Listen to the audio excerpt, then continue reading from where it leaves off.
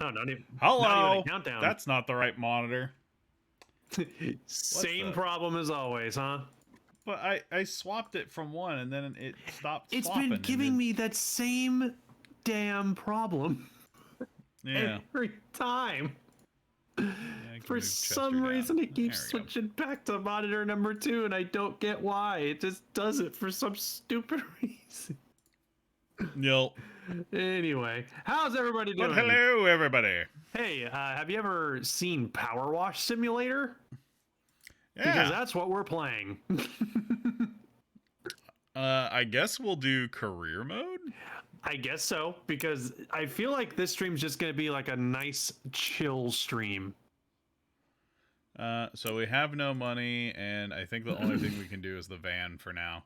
Yeah, that's the campaign. As you complete them, it'll unlock more. Yeah. So if you have any questions, I've beat this game, so just let me know. You've 100%? Up to a certain point, yeah. You've speedrun it? They're updating the game as they go, so there's only so far they've built. You've cleaned all the gnomes? Yes. I've power washed all the gnomes, and they all went flying. You can ask questions if you have any. Mm-hmm. And they all said, please stop, I can't take it anymore. Yep. But, yeah, I know a lot of people are probably going to want to be talking about the Nintendo Direct, because we've already had a couple of people in chat already asking about it. We'll get to that soon. I know we already said we were going to talk about that, but we'll get to that soon. Let's get going on PowerWash Simulator first, and we'll get to that a little bit later. Clean the van! Great news! Finally found a van for you at the auctions under your budget. Don't freak out when you see it. It looks like it's just been dredged from the bottom of a lake, but that's a good thing. It meant no one else bid on it. They missed out. Underneath the hideous layer of gunk is your perfect workhorse. Engine's a dream, no rust, there's even equipment in the back. Just needs a good hosing down and you're in business. You'll certainly earn your pressure washing stripes getting this thing clean. Oh, so we have to clean our own van that we're going to use for the rest of the game? I think so. Also, we just got a follow. Oh, nice. Jeffy. Welcome, Jeffy58516. Welcome to the stream. Welcome. I got a red one. What does that mean? Oh no. What's the red one? Well, I have the birdie bot, so it's either cherry or cinnamon, I think. Oh, the red one is it's either cherry or cinnamon. Oh, it's cherry. Yummy. Oh, that's lovely. All right, this one I got is probably, it looks like it's gonna be booger. How? Oh wait, no, it's juicy pear. What?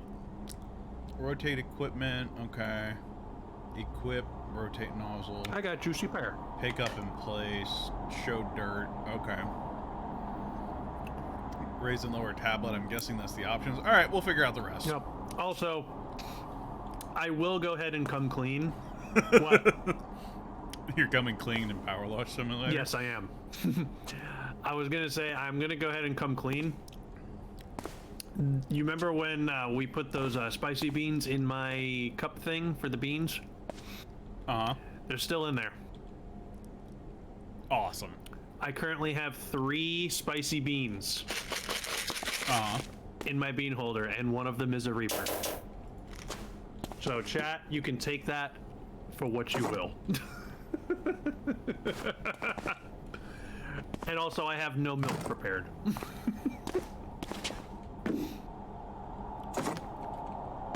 Anyway, with that out of the way, let's get to some power washing.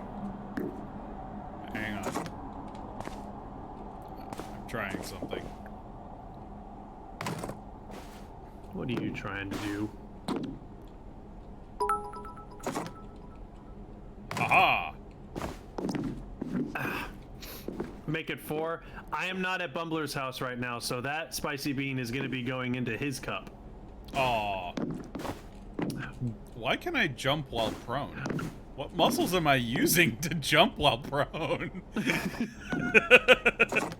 But by the way, at some point you're going to have to add a spicy bean to your cup because Dova just donated 250 bits. Oh, thank you. Let me go grab those real quick. Sorry, I was trying to see if I could, like, clip through the environment or something. Trying to break the game already?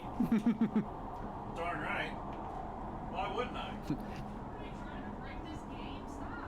Well, one, it allowed me to jump up on top of the van, and then I was seeing if I could clip through the ceiling using the little step ladder. Would you like to speed for spicy beef? Okay. Uh-oh. All right, we're letting TC do the spin. There you go. All right, we got habanero. Okay, habanero's But no, you're supposed to be able to get on top of pretty much every vehicle that you clean. You're supposed to be able to get on top of it because it gets dirty up there. Yeah, you gotta clean it. Yeah. Yeah, I assumed that, but I was seeing if I could clip through the ceiling. Ceilings are usually a place that they ignore because they don't expect people to go up there. Breaking games is what the bear does. Nice enough. Yep. Anticipate you're gonna be standing. Alright, so let's put that over here for now. So we have this squooshinator. Oh, that is loud. How's the volume for everybody? Yes. I might have to turn this down so everybody can hear what's going on. How do I change the volume? Options. That's the wrong Back if you're in progress. There you go. one. Tab. Yeah, options. There you go. There we go. So, There we go. I think that's a bit let better. me show you some of the basics, or do you want to fiddle around? Nah, I want to mess around with it. All right. Well, if you have questions. All right, let's get some power washing going. Yeah, it is sad. So if I go farther away, okay, it does widen the stream, but it seems to be less effective because it's not quite getting everything. So if I get close, it does. Okay, so it is actually kind of like a real power washer to where it simulates like distance and pressure. Yeah, that actually makes sense because the closer you get to what you're washing, the more pressure you're putting onto the dirt. Yeah, there we go. I cleaned the part I'm going to use. The rest of it can stay. Also, wouldn't the power washer kind of be cracking that window? Nah, it's probably plexiglass or something. The power washing is still loud. Okay, let me bring it down a little bit. Water volume. Oh, there's a volume. Water reverb. There's a volume specifically just for water. Yeah. All right. That's amazing. Is that too soft now? Soft. I don't know.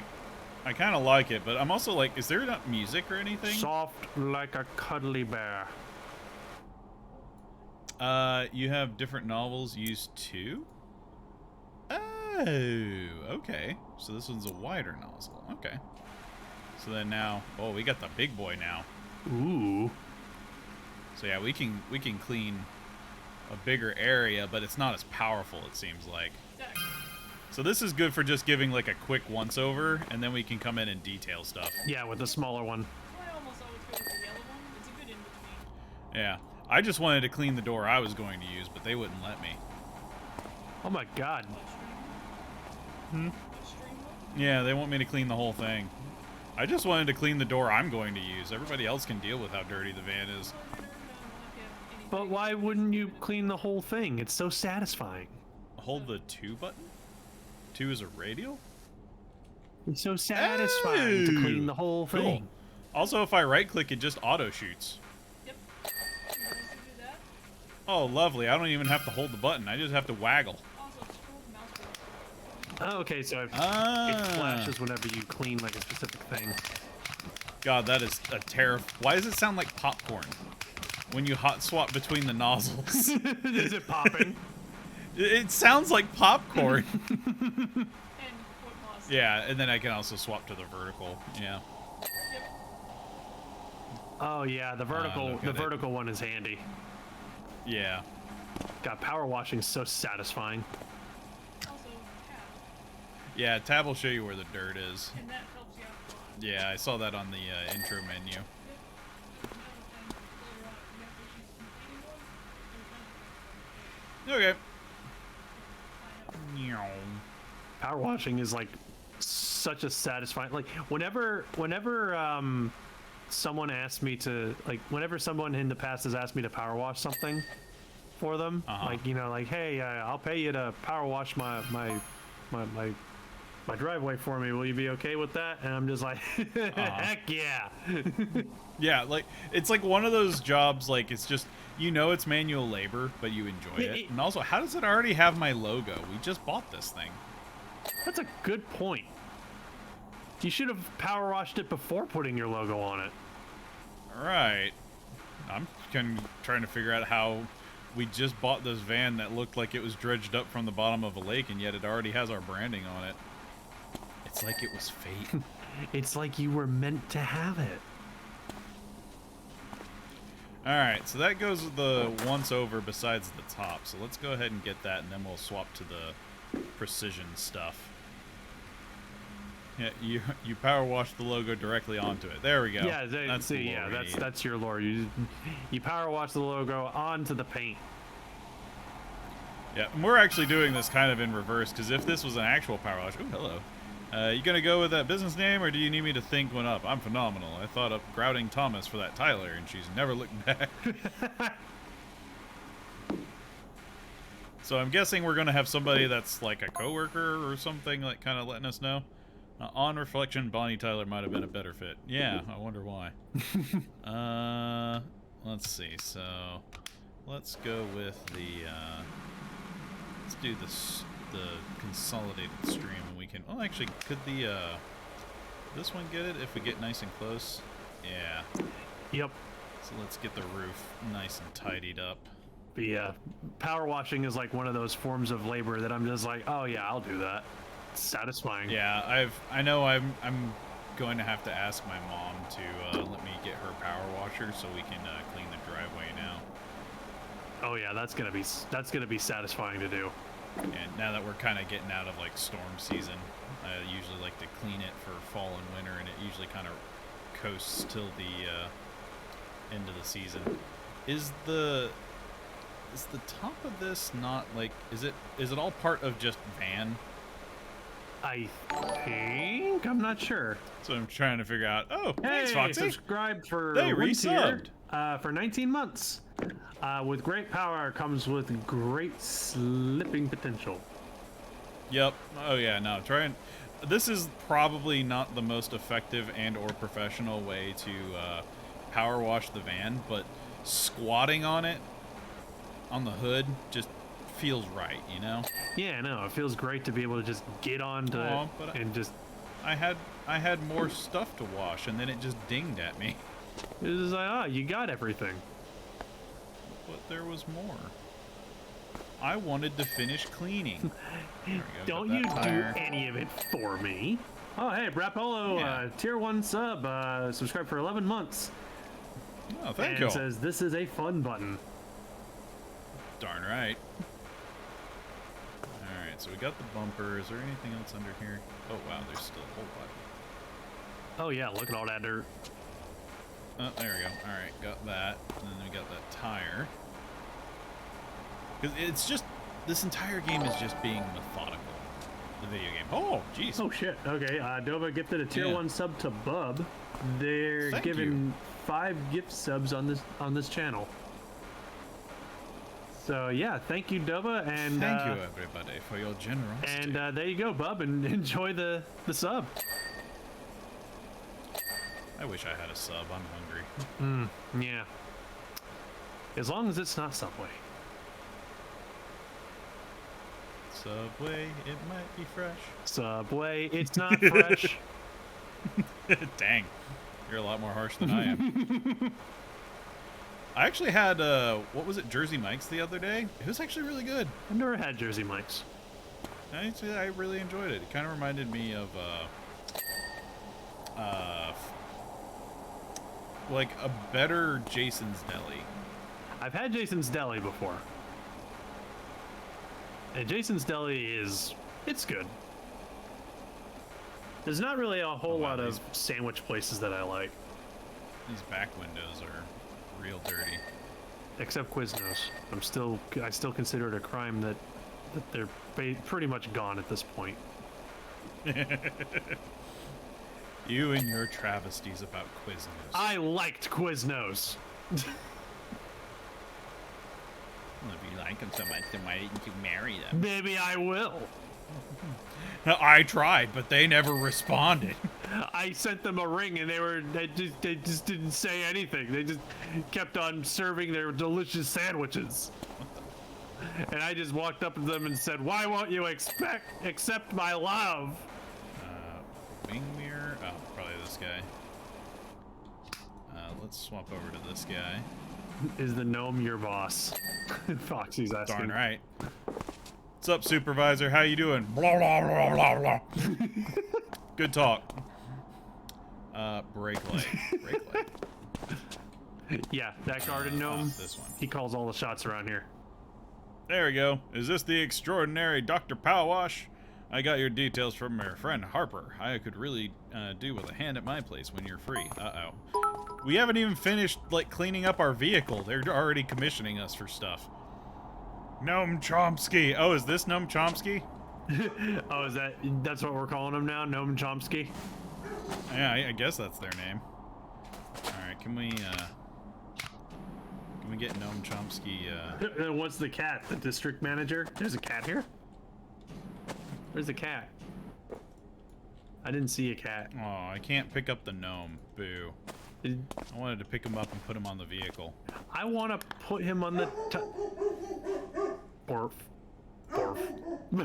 Borf. Yes, Borf. Oh, and we get a nice time lapse of the entire process. Oh, that's lovely. Oh, that's beautiful. Oh, that's so satisfying. Look at that. I like that. It isn't Noam Chomsky? Aw.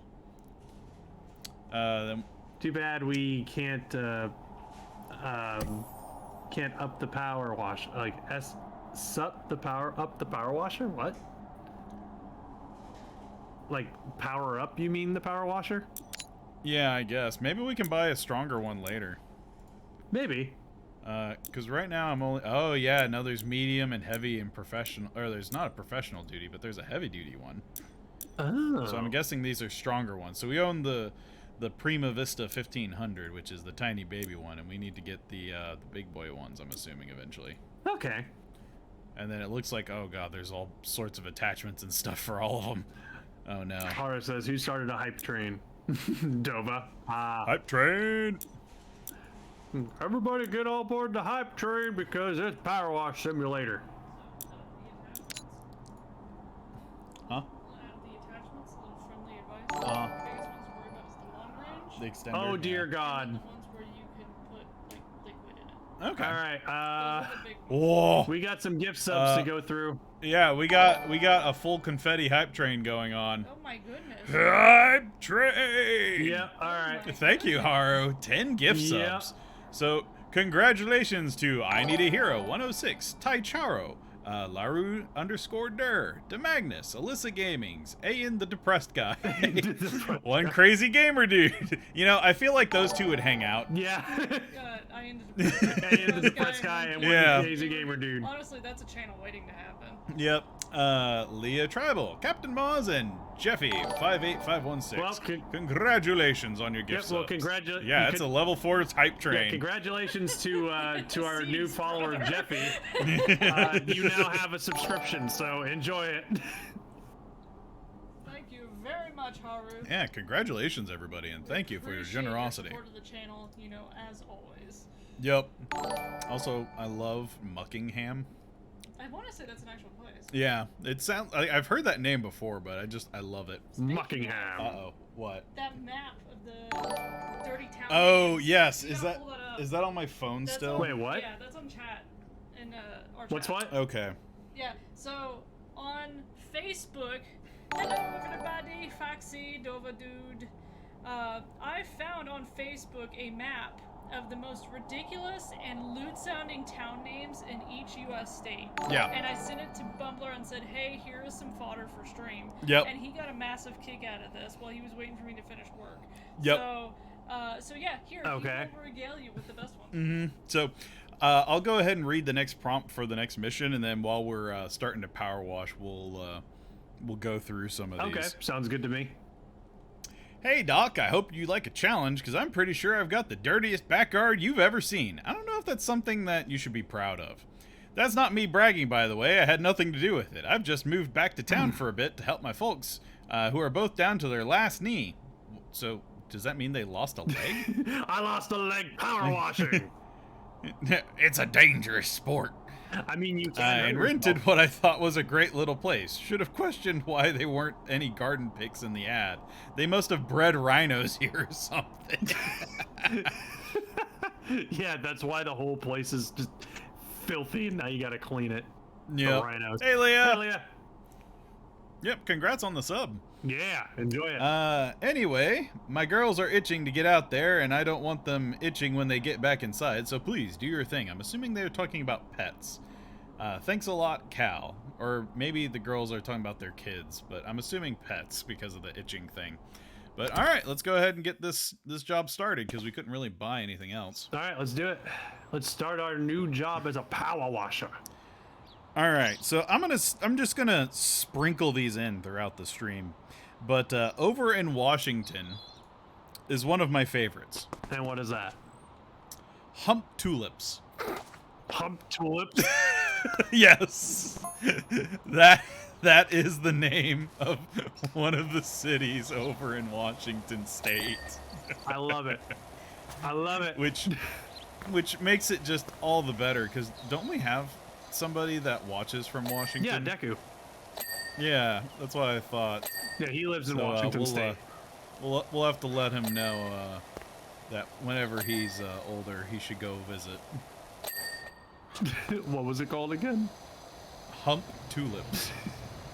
Yeah, he'll probably need to be older for that one.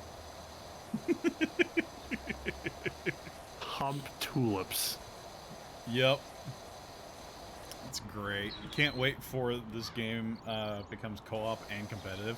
Oh, what? Are you wanting to have, like, power wash races? I'm going to power wash everything faster than you! You know, I'm not going to lie. I could totally see that being a thing. Actually, that sounds like it would be fun, now that I think about it. Yeah, no, I could totally see people doing that. Did I get all that? Okay. So I'm assuming I can't go outside on this one, yeah. So I just have to do everything on this side. Holy moly, what did they do to just the fence? This is ridiculous. Haru says, yes, race and working together to clean something, kind of the Visera Sim. Yeah, they are working on some form of multiplayer mode, according to Magnus. Awesome. So there's something in the works there. Power wash races would be perfect for this community. Oh my god, yes. I would actually be down for that. Just constantly racing for who can power wash the best. Yep, or the fastest. Mm-hmm. Choo-choo. Because then at that point you have to worry about efficiency. Great work. Emotes are being delivered to supporters. So yeah, all the people who helped us get all participated in the hype train. On board in the hype train, you get some emotes. There you go. Yeah, I completely forgot that the hype train thing was a thing that was going on now. If you just look at this one corner, it looks like we did a great job. Yeah, we did an amazing job on just this corner. Mm-hmm. And then we turn over here and we're just like, ah! Oh God! Why is the rest of it so filthy? Well, I mean, yeah, what did they do? Well, I mean, the rest of it might be really dirty, but I mean, look at this corner, though. I mean, we did a great job with the corner, you know. Yeah, you should just pay me for that, and we'll be on our way. Yeah, maybe we'll come back tomorrow and you know, do the next corner. You know, if you pay us same price as you did today. Yeah, we charge, you know, by the day. Mm-hmm. Don't get a lot of work done in that day, but we charge by the day. Yep. There we go. So that takes care of all of that corner. It looks like the house is okay, so it's just all the individual, like, objects around here. Yeah, interestingly, the house looks really good, but just everything in the backyard is just horrible.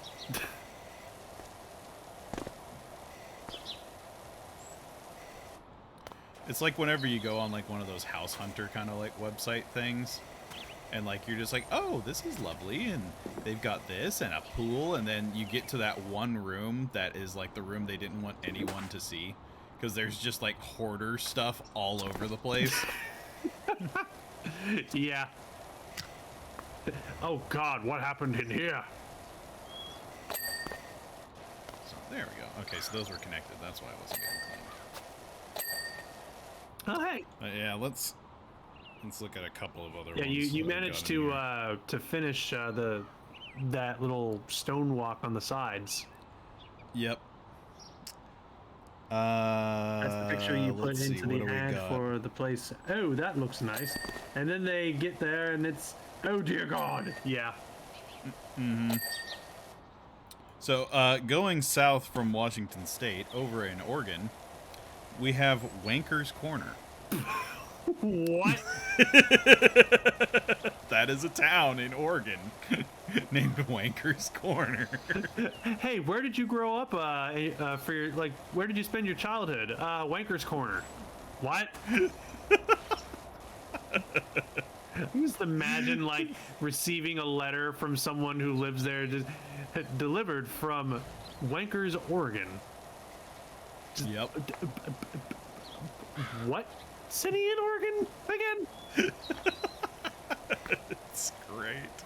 Be even worse if you got like some kind of like if you're a star and you got invited to like some adult related thing.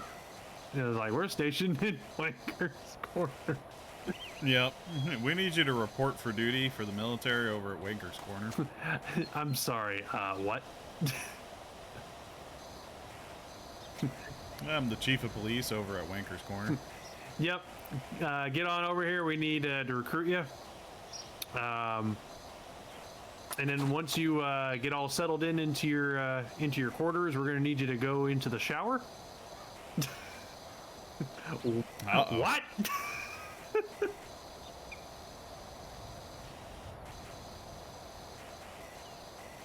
I must be the most thorough power washer ever. So I have never seen a power washer actually go fully prone. I feel sorry for anyone getting stuff delivered there. I wonder how many times things didn't get delivered because the deliverers thought, Wanker's Corner? Oh, real cute asshole. Yeah. No, I would not be surprised. Like people, there we like go. people actually calling Amazon and complaining about their stuff not getting delivered, and like, well, where do you live? And it's like Wanker's Corner, Oregon. And they're like, Yeah. ha ha ha, very funny asshole. No, I actually live in a town called Wanker's Corner. Look it up on Google Maps. Yep. And they're like, Yeah. oh, well, Everybody just assumes it's like a Bart Simpson joke. yep. They're just like, well, fuck. Sorry, sir. I wonder if I should go with the, like, this does a better job cleaning, but it doesn't cover as much. Oh god. Hell, New York or Hell, Michigan. Apparently, there's also a Hell, California too. Yeah.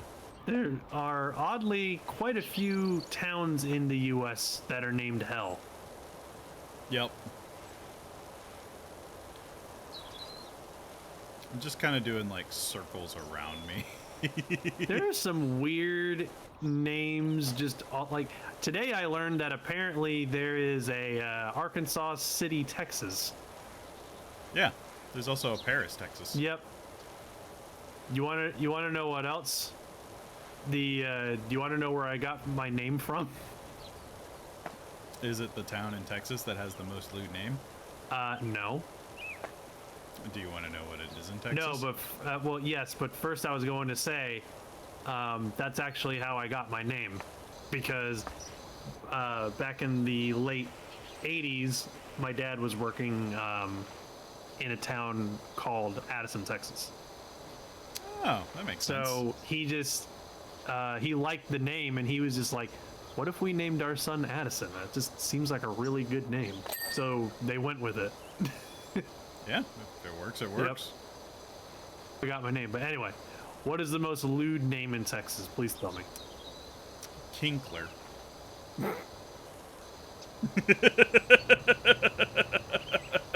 That just sounds like a weird way to refer to the Pokemon, Kingler.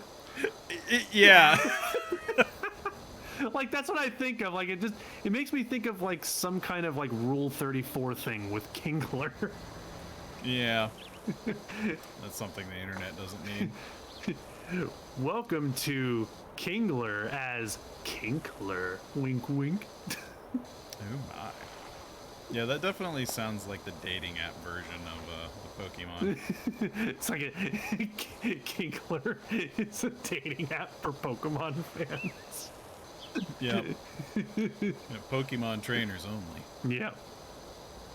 I would actually like love a As soon as you lock eyes, you'll do more than battle.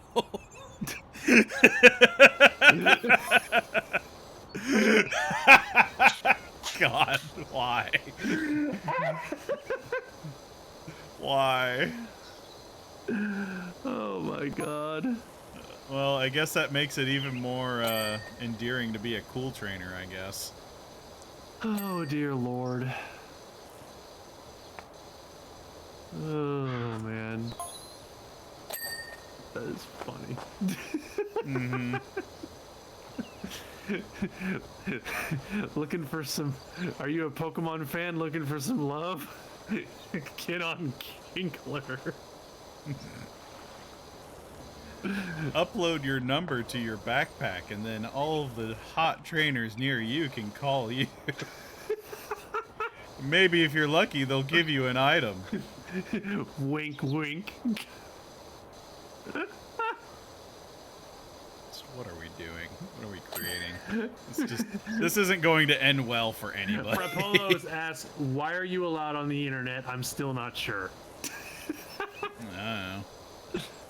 Hey, Because people we're mildly entertaining. there's people out there who have made worse jokes than that. That's fair. And they're doing fine.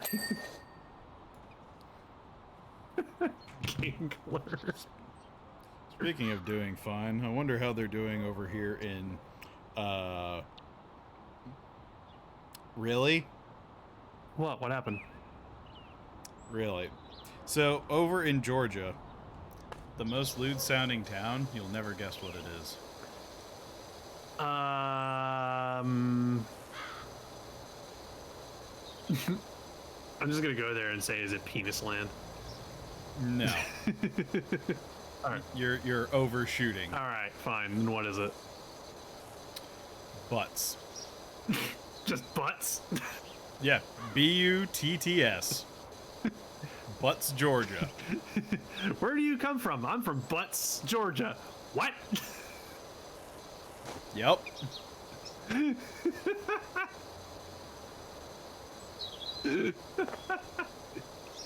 Yep, Foxy can confirm. Oh, good lord. Butts, Georgia. Do you go there to see more butts? Asked Magnus. Exactly. Foxy says, yeah, there is a Butts, Georgia. Can confirm. Yep. And yeah, I am aware of there being a lot of towns in the U.S. called Cumming. Yep. Cumming. Yeah, I think one of those is on here. What am I missing? Oh, there's... Like I've run into situations. Is the backside of this fence like super dirty? I don't know, but That's why. I've run into situations like when I was still working at Geek Squad. I had clients whose last names were Cummings. Yeah. Spelled that way, and I silently laughed like when I was out of their sight, just thinking, oh my gosh, I feel sorry for them. Nah. Eventually, like, whenever like you have a name like that, you eventually just stop paying attention to it. Like if you bring it up, the person is just like, yeah, I know. Mm-hmm. Anyway, moving on. It's like whenever I grew up with the last name Anderson and The Matrix was popular, and everybody was just like, Mr. Anderson. And I was like, yeah, get it out of your system. I found a meme the other day that I thought about sending you, but I ended up not sending it to you because of that exact reason. Because it's probably something you've overheard, but it was a meme of what was I forgot the name of the actor, the guy who plays the lead agent in The Matrix. He was Keanu Reeves or no, the lead agent. Yeah. Sorry, not because he was also in Lord of the Rings. God, I can't think of it off the top of my head. Who was it? I don't remember. Google it.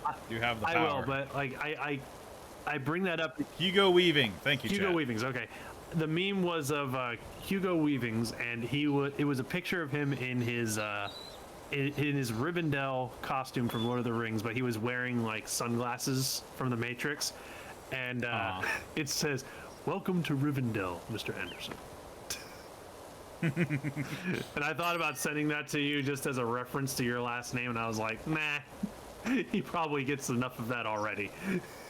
Not really. The Matrix is kind of like just poofed out of existence in terms of media culture. I do think that, like, didn't you tell me at least on occasion or two, your students have brought that up? Oh yeah, on occasion. And I always come back with the same reply. I'll allow you to say it, but you have to at least be wearing sunglasses.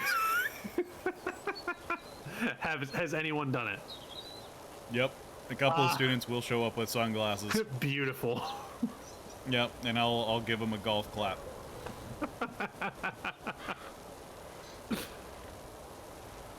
Welcome to After Effects class. I'm Mr. Anderson. Today we're going to be learning about masking. Not like A wearing. murder. Not like wearing. As in wearing a mask while committing a murder.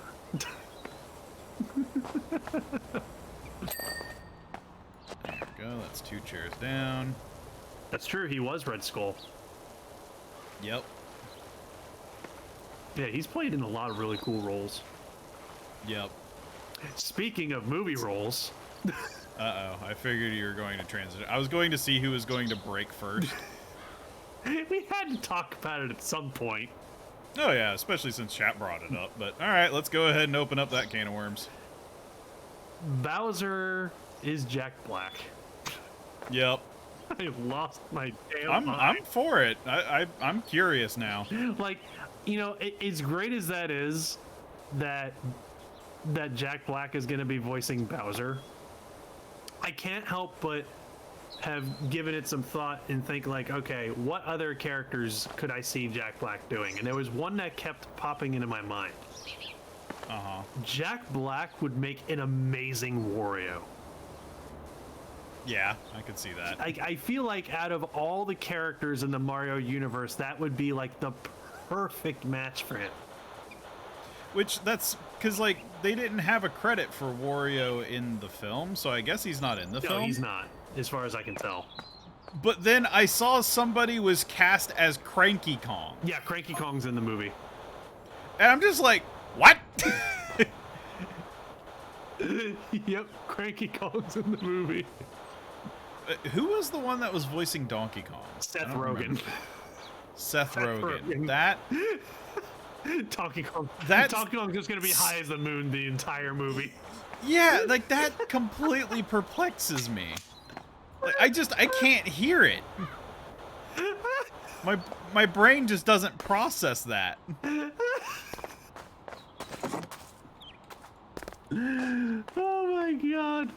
Seth Rogen is gonna be Donkey Kong. It's so stupid, but I love it. I mean, hey, if they do a good job, I guess, but it's just...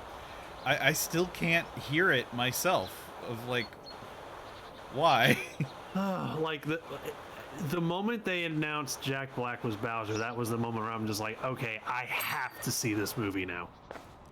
Mm-hmm. Like, I have to see this, like, day one, as soon as that movie comes out, I have to see it. Oh yeah, absolutely. That's on my list of, like, alright, I gotta see this, because it's either going to be a fabulous movie, or it's going to be a fabulous train wreck. There's no middle ground. Oh my god, I can't wait. Like, I want it to be successful. I'm not wishing, like, ill will on it, but video game movies have a stigma. They do. They do. And that stigma exists for very good reasons. And it's because they've earned it. And I'm also, like, I've always stated I'm not confident that it's Illumination that's making the movie. Honestly, I think the voice acting and stuff is going to be on point, and I think the animation is going to look decent at least. Yeah. But The thing I'm most worried about is the writing. Yeah, because Illumination is not exactly known for good writing. And it's just, I really hope that the plot actually has some depth. Mm-hmm. And it's not just kind of another cliche. Which Nintendo is really, really terrible about, just having kind of cliche plot lines. Yeah, and I you know, Rap does say, to be fair, the Sonic movie was good, and a lot of people were, you know... yeah, after the entire internet rebelled and made them readjust their character design. Well, yeah, that, but even after the character redesign adjustment, people were still skeptical. Yeah. So, and rightfully so. Which I watched the Sonic movie and I enjoyed it. I so, like the yeah, Sonic movie. I'm actually looking forward to the sequel. Yeah, I'm curious what they're going to do with Tails and Knuckles. Yeah, me too. But the big elephant in the room with this movie though is who's voicing Mario. Yeah. Chris Pratt. Who? What? I don't know what the logic is behind. Like, I'm not saying I'm opposed to it, but I don't see it. Maybe he's got like a pocket Italian accent we've never heard. Maybe. I was reading online today that that Chris Pratt, like when he voices the character, it's not like when you hear the voice, it's not really gonna sound like him. He has like a voice that he's been working on for the character. So that just makes me wonder, like, okay, so then Chris Pratt has a creative plan with this particular role then. Right, So, or they got him like a vocal coach or something. maybe, I don't know, but But honestly, to voice a character like Mario, no matter who they picked, besides Charles Martinet himself, there would have been... has huge shoes to fill. Yeah, it's gonna be really, really difficult to fill in the shoes of Charles Martinet. And I get it. You know, they went with someone other than Charles Martinet because, you know, as much as everybody loves Charles Martinet and as much as he is the Mario voice, voicing a full-length Hollywood movie is probably what's a good way to put it? Maybe a little above his experience grade? Is that a way to put it? And I wouldn't say that. It's just that's not his wheelhouse. Yeah, like that's a good point that's a good way to put it. Like it's not his territory. So a lot of his voices and stuff that he's created are very short, elaborate, over the top kind of things. So like whenever you hear Mario, it's just like, you know, the grunts and the jumps and other things. He does have, you know, the occasional speaking line, but it's very, very short. And I feel like hearing the traditional Mario voice certain extended period of time might actually come off as annoying. Yeah, so I think that's what they were thinking. Like they wanted a voice that was going to be ideal for like a full-length Hollywood feature. Yeah, also probably the other decision was they wanted a voice that was easier to understand. Yeah, and also I'm sure that another big part of it was they wanted, you know, they wanted high-profile actors. Yeah, a name actor that they could use for marketing. Exactly, so that they could market the movie, and everybody's like, "Oh my God, Chris Pratt!" And to be fair, the fact that Chris Pratt is voicing Mario, I mean, we're here talking about it. They made the headlines with that. Yeah, no, it got people talking. It got people talking about it. So I mean, you know, it did what it was designed to do. Yep. Oh God! All right. Chris Pratt did Parthenax. Did I? What are you talking about? No, I think you're thinking of Charles Martinet. Charles Martinet voiced Parthenax from Skyrim. All right. All right, let's see what I get for my next bean. Oh, we got more beans? I or was did, it just you? me. Looks like it's either birthday cake or dirty dishwasher. Halt. It's dirty dishwasher, because of course it is.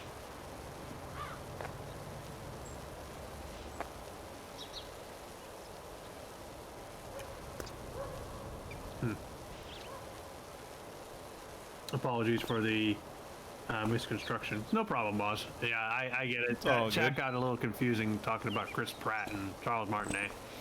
But Yeah. but yeah, Charles Martinet, which that was something I was genuinely surprised by, that Charles Martinet actually did the voice of Parthenax in Skyrim. Yep. Which, those who don't know, Parthenax is like one of the big dragons. Yep. So that does go to show that like he is a fantastic voice actor who can go into Yeah, he's got some range. like the guy who can voice Mario can also do a voice like, "Who dares stumble upon my realm?" kind of voice, you know? Yeah. Like that's Is crazy. this the Dirt Finder General? Got your details from a certain Harper Shaw. Is there any way you could clean a playground? And somebody wants me to clean an RV. Okay. Sorry, I'm looking at the pop-ups in the game. So, continue on. Wouldn't know whether to drive it or lick it. What? Wait, what? Oh, the toffee pie on the wheels. What Gotcha. happened?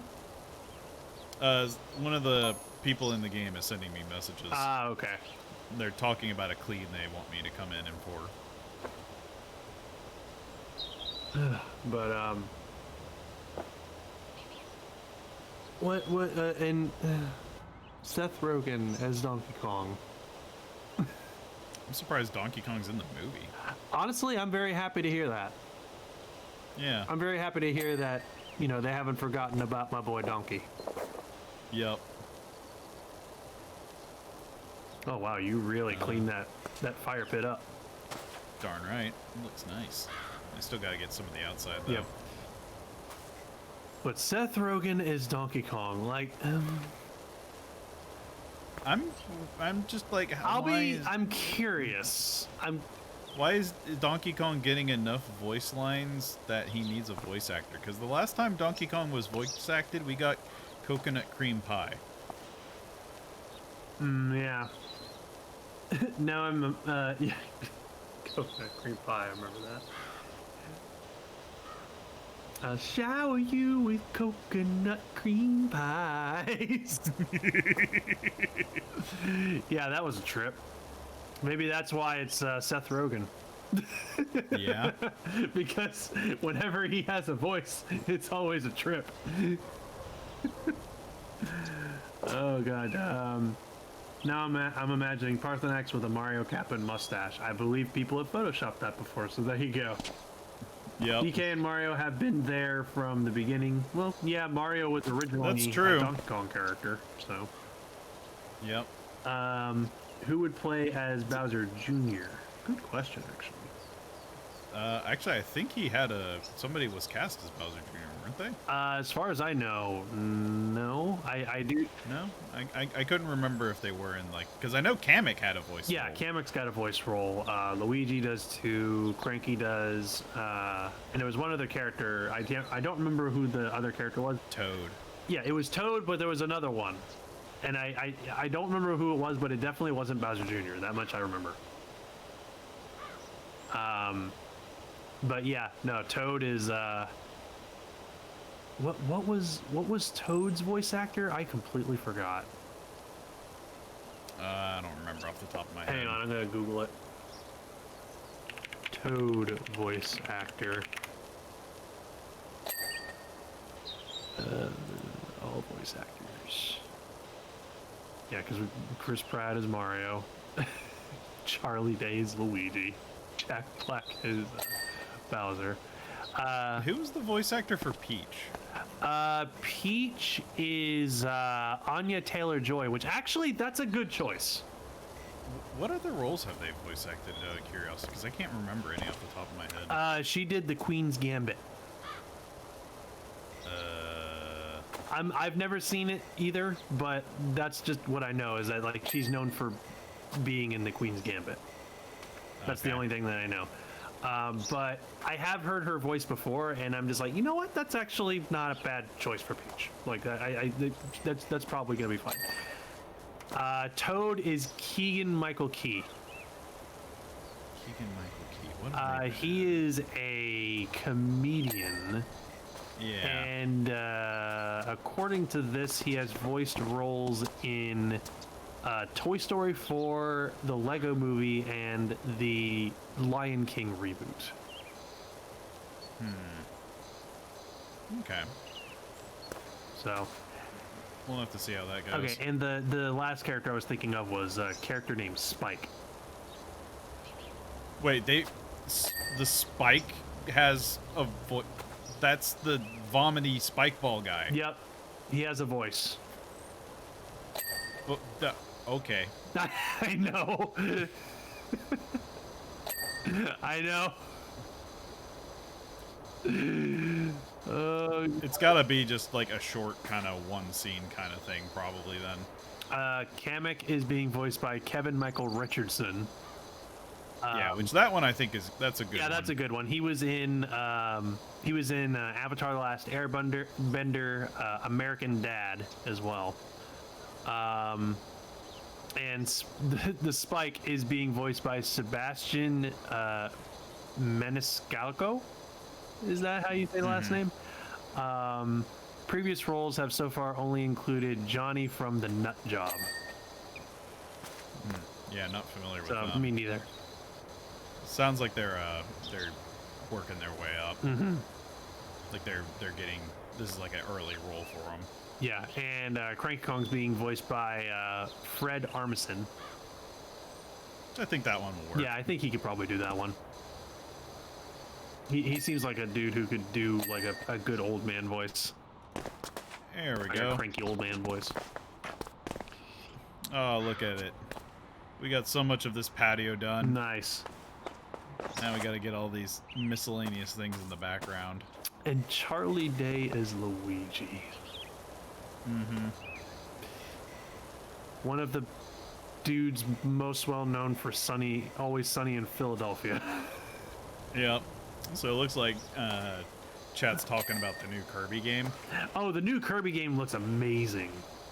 Yeah, it's pretty much Kirby Mario Odyssey. That's, yeah. It looks like. Yeah, it's Kirby Odyssey. But like it looks like a post-apocalyptic kind of Earth scenario. Like everything looked destroyed, Well, doesn't Kirby... you know, but it was like urban. Doesn't Kirby just in general take place in a post-apocalypse world? I think so, but I'm not quite sure. Pretty sure. I'm not as familiar with my Kirby games as Kevin Michael some of the other Richardson ones. also did a voice in Spyro: A New Beginning. Interesting. Also, Haru gifted another sub to so-and-so.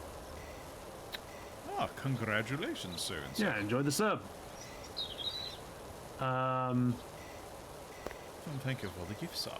Yes. So, yeah, no, the new Kirby game looks amazing. Like, I'm actually very, very excited about that. Yeah, I would legit want to stream it. That looks like that would be an awesome game.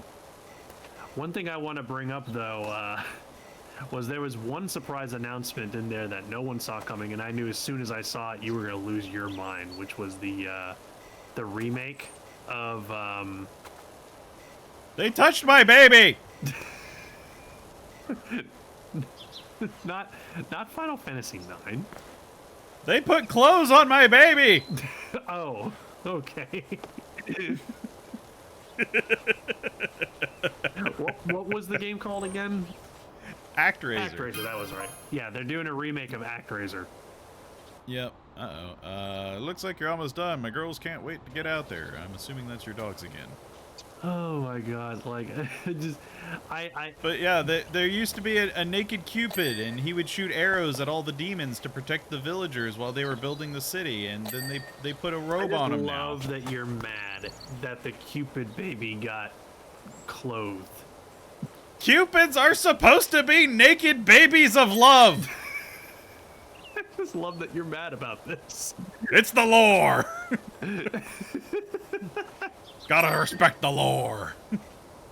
But nah, I'm just making a joke of it. Yeah, I know. As long as I can still use lightning bolts to smite my followers that are loyal to me and love me regardless of what I do to them, I'll be fine. That remake is actually available now, too. Yeah. Oh, God. Like, do we dare stream it? Why not? Like the updated So version? what if we've done it on our Let's Play channel in the past? Who cares? I would honestly love to compare it. Yeah. No, why not? Technically, Cupid is the Roman god. That's fair. It depends on which mythos you go with. I'm sure the main reason, like, we know the main reason they clothed the Cupid is to, you know, make it more PG. more PG, yeah. Yeah. Which makes sense. I mean, there are a lot of instances of that happening, especially when it comes to localization. Yep. Just like how in Earthbound, they're like, do you remember the dream sequence near the end of the game of Earthbound where you're walking around in your pajamas? Yeah. Is he supposed to be naked? In the Japanese version, he's naked. Ah, Yep, they censored it in the U.S. release awesome. for obvious reasons. Why does everybody have such a problem with nudity? Yeah, Japan's the only one that doesn't have a problem with it because they're just like, what? Nudity. Everybody has nudity. Yeah, Who cares? You take a shower every day. Yeah, who cares?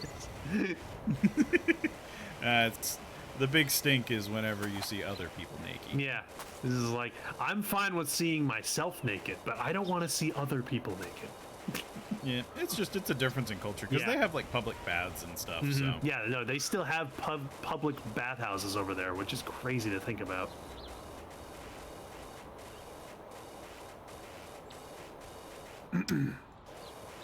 What's next? Putting on a pair of Levi blue jeans on Michelangelo's David.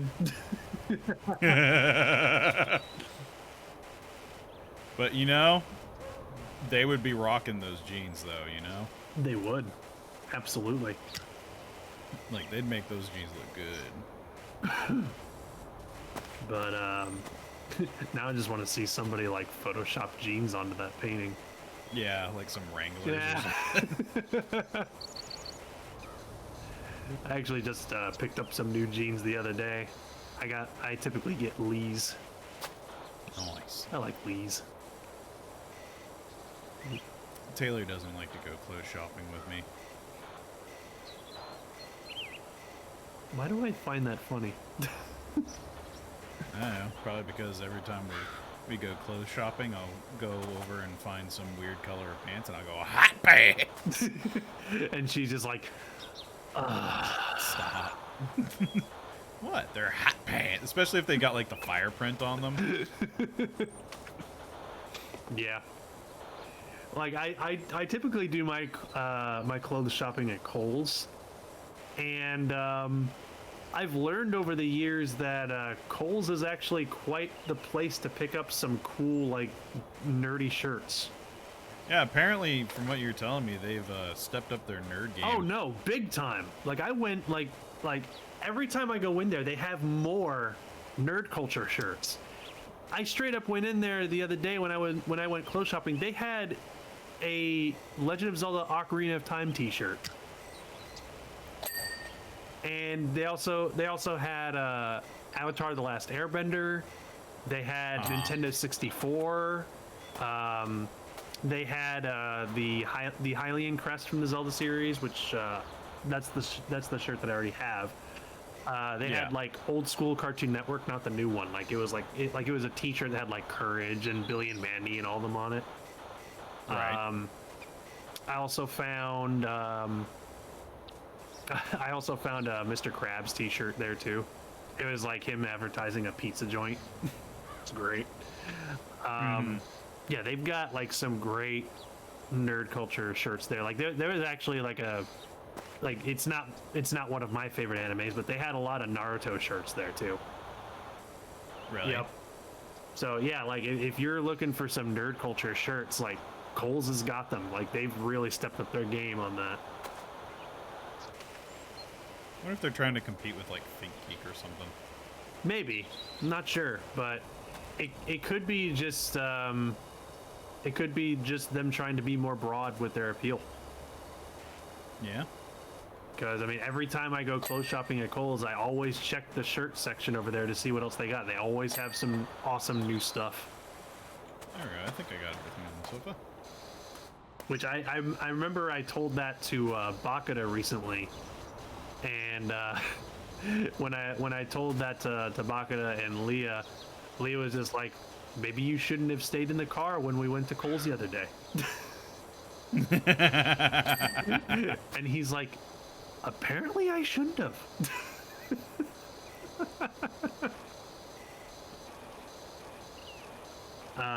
Just like it baffles me sometimes whenever people say that, like, I'll just stay in the car, because I'm used to Texas heat, and staying in the car is like the worst choice in the world. Yeah, I mean, if you're gonna stay in the car in Texas, you're gonna have to have the AC on.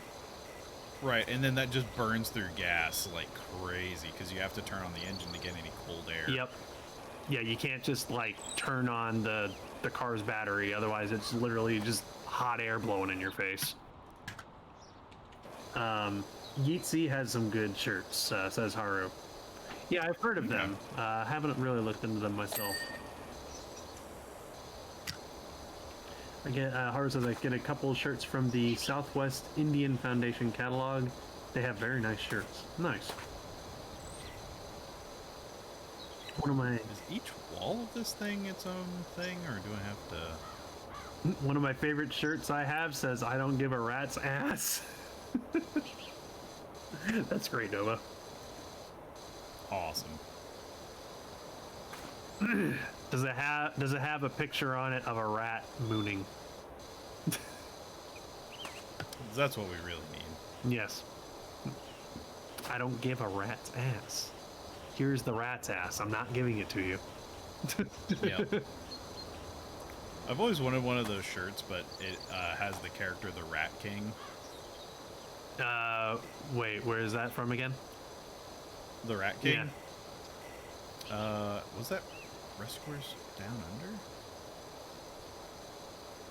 Oh, what film was that? Hang on, I'm Googling it. Yeah. God, I'm trying to... I think it was Rescuers from Down Under. Or is that the... No. I can't remember now. The Last of Us. I'm pretty sure that's not it. Google. Yeah, no. I see that there's a movie from 2012 that's just called The Rat King. No, that's not it. It's older than that.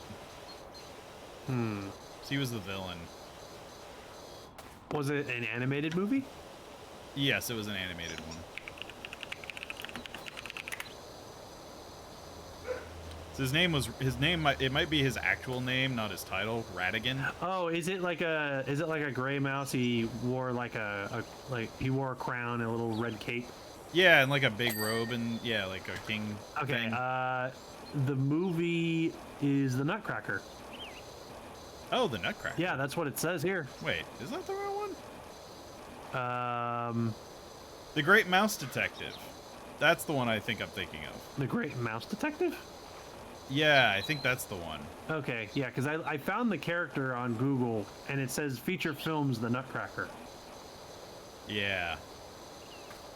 I'm pretty sure it's the Great Mouse Detective one is the one I'm thinking of with Ratigan. Okay.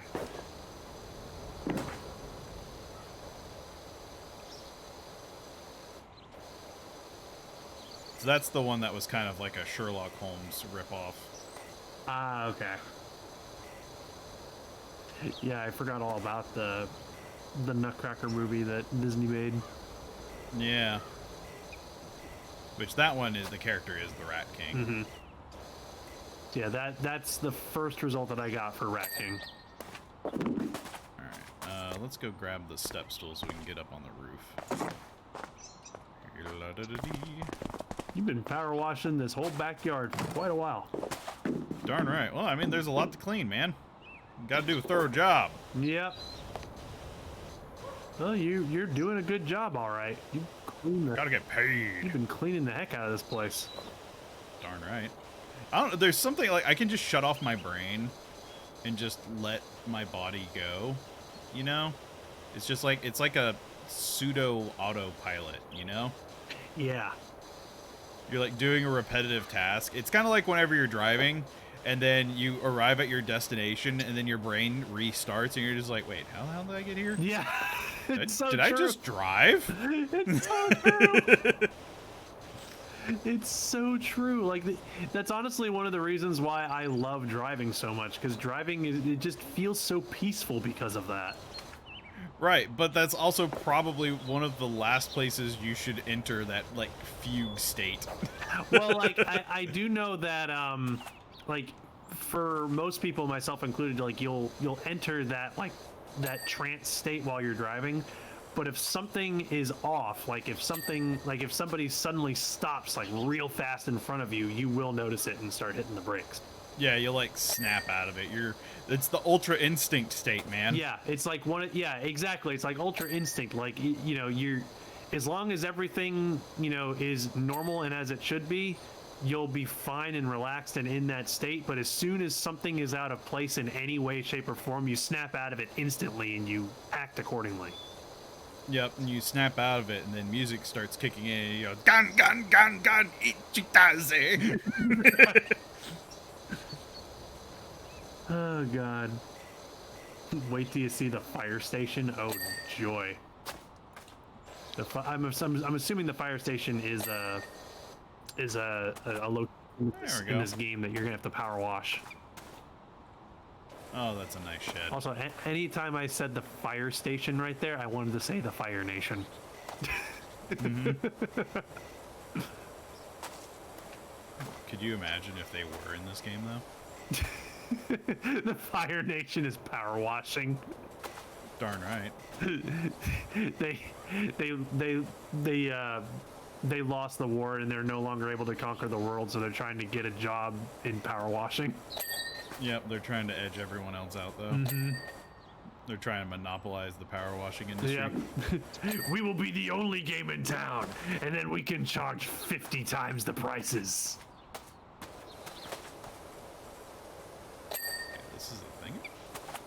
Oh, wow, that's on. I need to swap to the big boy tool. That one. Gotta get that rust. I get the There we water go. benders taking a job as power washers. Yeah. Parasol bowl. Yeah, no, they would take a job like that. They absolutely would. And they would be really good at it. You know, I was looking at that Nickelodeon, like, brawl game thing. Oh yeah, that's right. They're doing like a Super Smash Brothers style game with Nickelodeon characters. Yeah. It's like Nickelodeon All-Star Brawl or something. Something like that. Yeah, I remember hearing about that. Fence tops? What are the fence tops? Is it over here? But whenever like I heard that there might be like another like avatar or like representative or something from the thing, do you know which character I wanted? Boomy? Yes. I want Boomy. Boomy is best. I love Boomy. Boomy is amazing. What is the underside? There we go. Sir, the Fire Nation is invading. What do we do? I'm going to do nothing.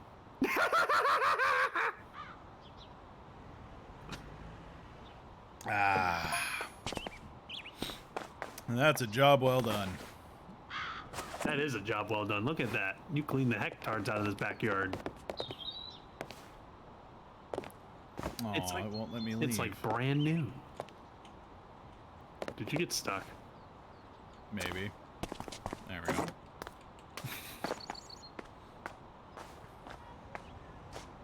You almost got stuck. Darn right. Bumbler breaks games, everybody. Yep. You're still trying to escape the zone. Maybe. You didn't see anything.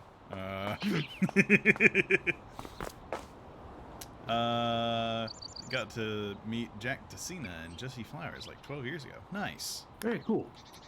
Well, alright, let's watch our time lapse. Oh, that is satisfying. Just watching it get Oh, peeled yeah. back over time. Look at it go. Dang. Oh yeah, watching the fire pit is the most satisfying part for me.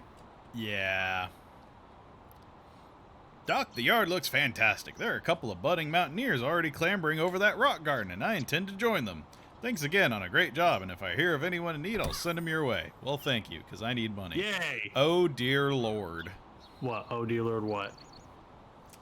There's a playground. An entire playground. Oh, no. Yeah, that's gonna take a while. So you know what? Let's go for the dirt bike first, because that looks like a smaller job we can finish. Because I think one of the power washer upgrade. Oh wait, that's 900. Never mind. Well, you know, let's just go ahead and finish the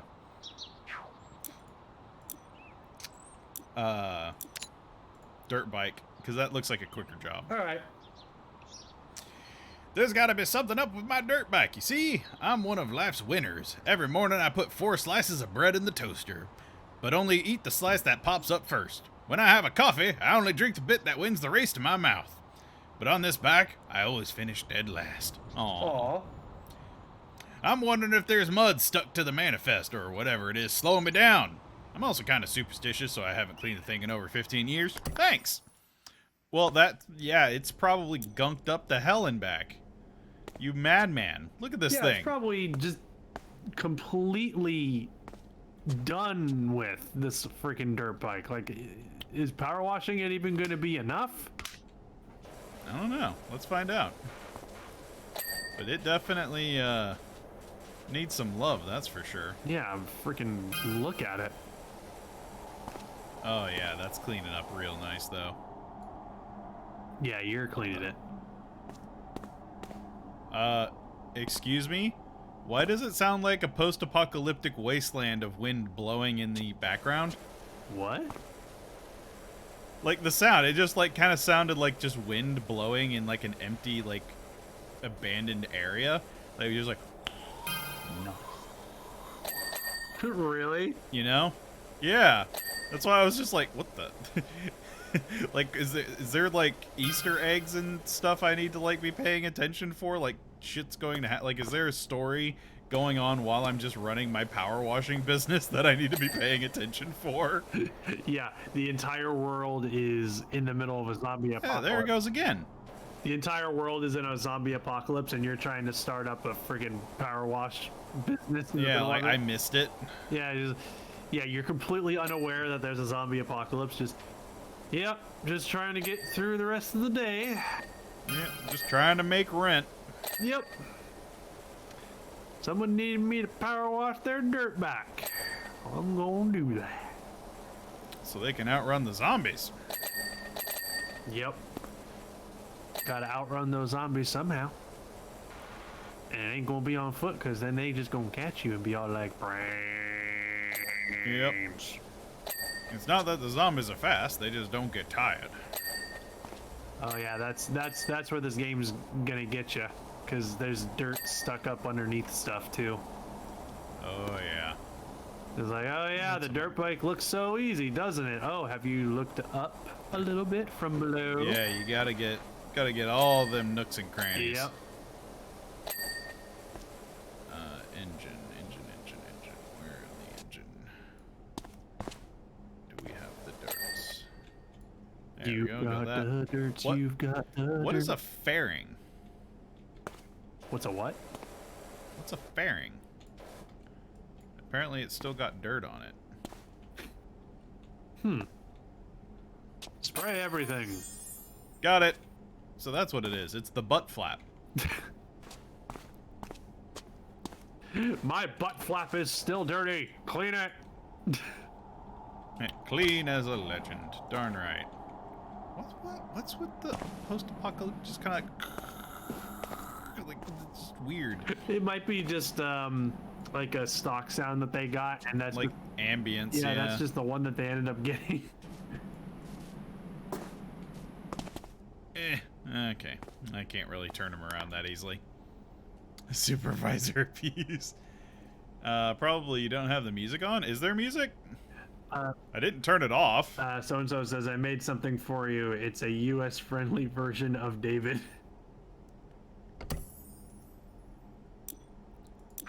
Let's go to the options. Is there supposed to be music?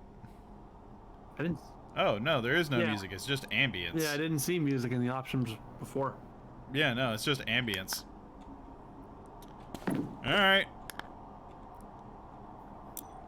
All right. Well, let's see. If we go to the bungalow and clean that, we'd have enough money for the next washer. Ooh. Okay, so you'll want to clean the bungalow? Yeah, I think, and it's just a little bit smaller than I imagined the playground, so let's go there. All right, let's do it. Hey, Doc, you know I mentioned my folks? Well, I think it's time their bungalow met your power washer. It's so filthy it's hard to tell where the ground ends and the house meets. Or house begins. When I mentioned you to Ma, her eyes lit up.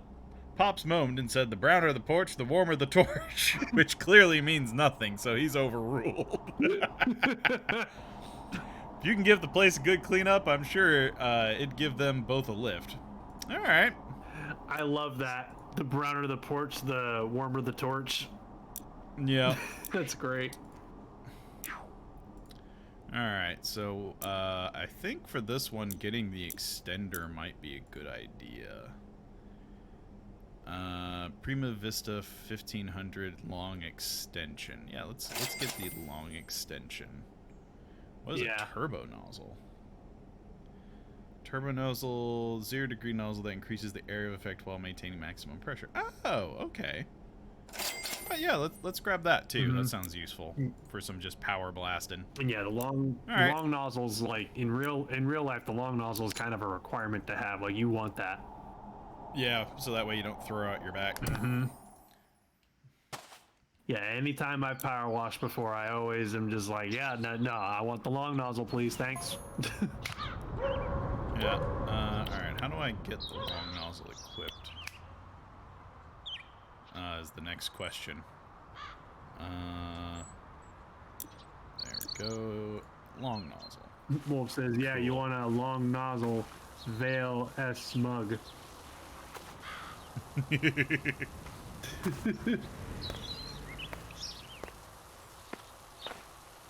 Oh, yes. Oh yeah, look at that. Clean that driveway. Just get it all out of here. Mmm. You know, I did one pass over it, but it's still pretty dirty. I might need to use a more powerful nozzle than this one because it You still got a lot of dirt there. Doesn't seem to be doing the job. I'd rather go over it once with a narrow nozzle and not have to come back, you know? Yeah, that's fair. That is the downside to having a narrow nozzle, is you need to get closer, and even then you may have to go over it a couple times. Yeah.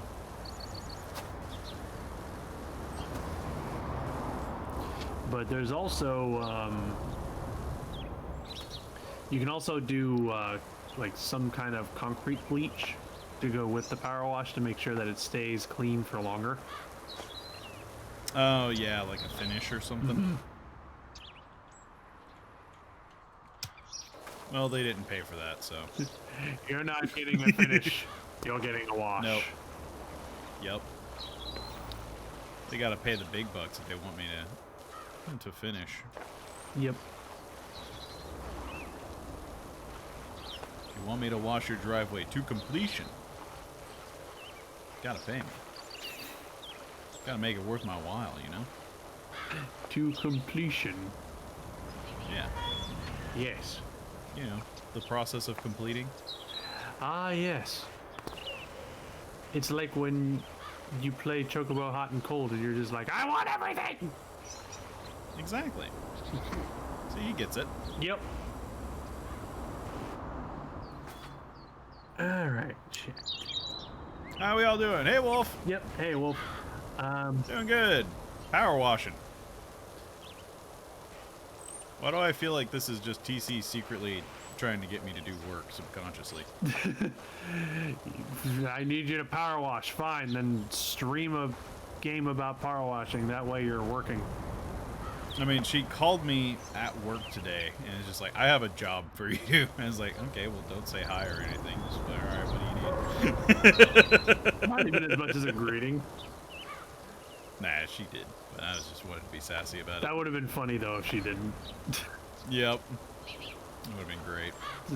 Hello? I have a job for you. Okay. Hello, again. Okay. Do I get paid? Like, what's my compensation here? Your love and affection? Sure. Your compensation, my dear husband, is that I won't smack you in the face tonight. Sounds like love to me.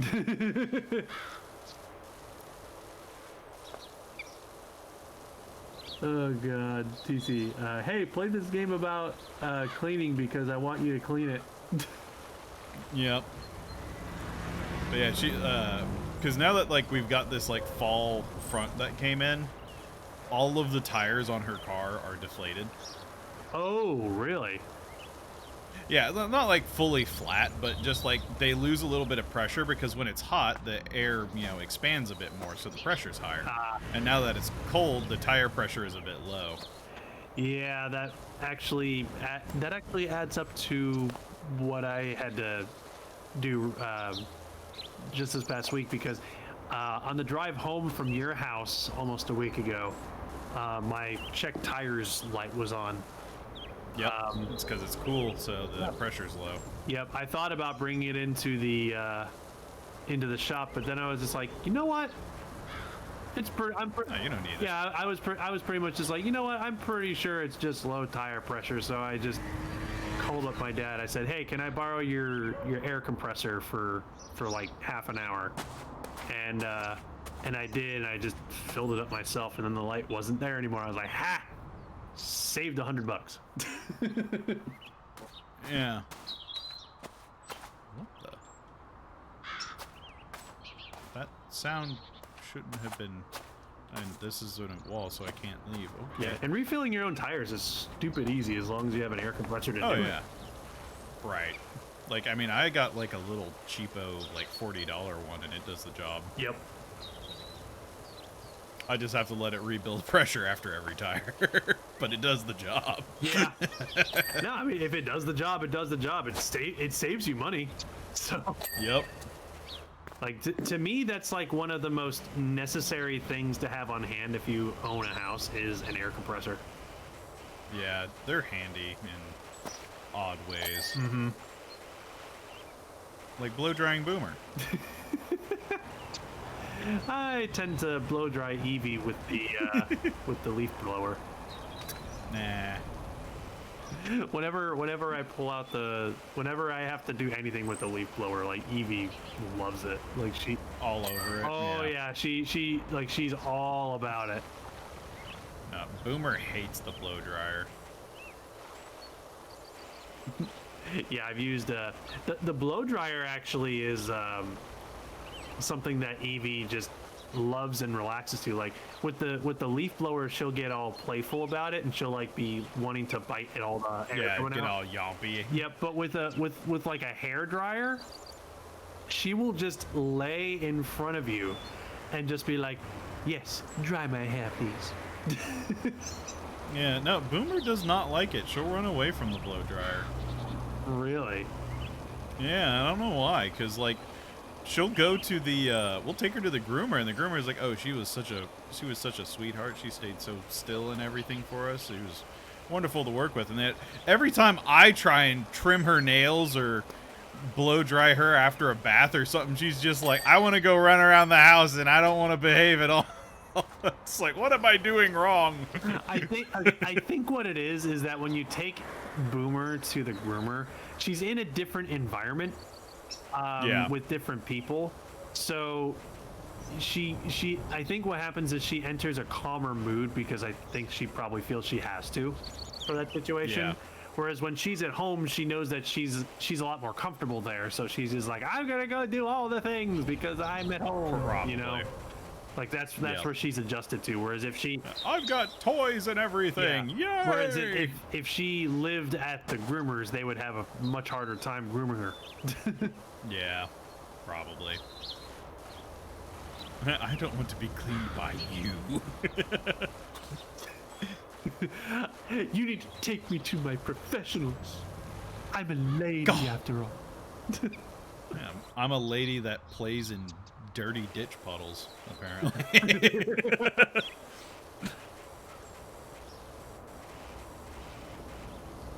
I'm a lady. I need to get my nails done and my hair done.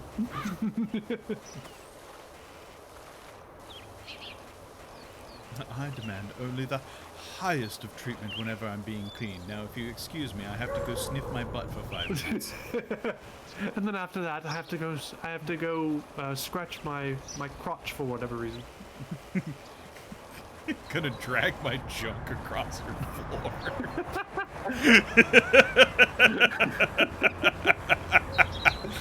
You know, I would love to see what society would be like if we were just humanoid dogs. Surprised you don't send her flying nods. Evie is not as light of a dog as she looks. Oh no, she's stonky. Yeah, she's a healthy weight. Don't get me wrong, but no, like she is heavier than she looks. Like I think she's just under 30 pounds. So, but when I first got her though, she was very teeny tiny and very easy to pick up. Like she was like 5 pounds when I first got her, like way back when. But she's grown. I can imagine. She's still like she's kind of at this point a weird in-between point between small and medium in terms of like what size dog she is. Like she's not a small dog, but she's not a medium-sized dog either. She's an in-between. Yeah. Which I actually kind of like. Why is this so satisfying to play? Because power washing is really satisfying, man.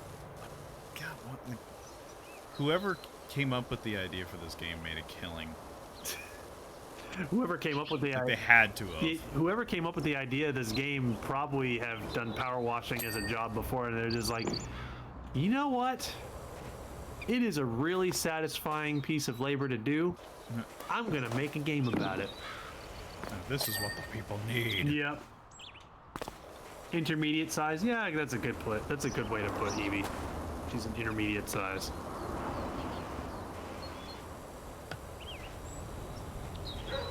And meanwhile, Boomer is super heavyweight. How heavy is what does she weigh, Boomer? She's about 80 pounds. Yeah, so she's more than twice the weight that Evie is. Yeah, she's a big boofer, that's for sure. Mm-hmm.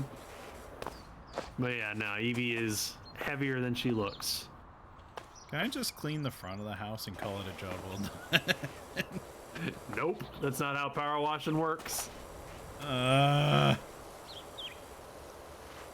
Look, come on, you don't you mean to tell me that you're not feeling satisfied from seeing all that dirt just wash away? Well, yeah, I am, but like I look here and it's just like, oh dang, that looks nice. And then I look up there or I look over here, I'm just like, oh man.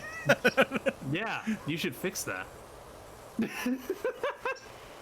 It's like it pains me in my soul to see that somebody let it get this bad before doing something about it, because cleaning is one of those things, is like if you stay on top of it, it's going to be like, it's going to feel tedious, but you'll thank yourself, because once you let it get bad, it becomes infinitely harder to clean.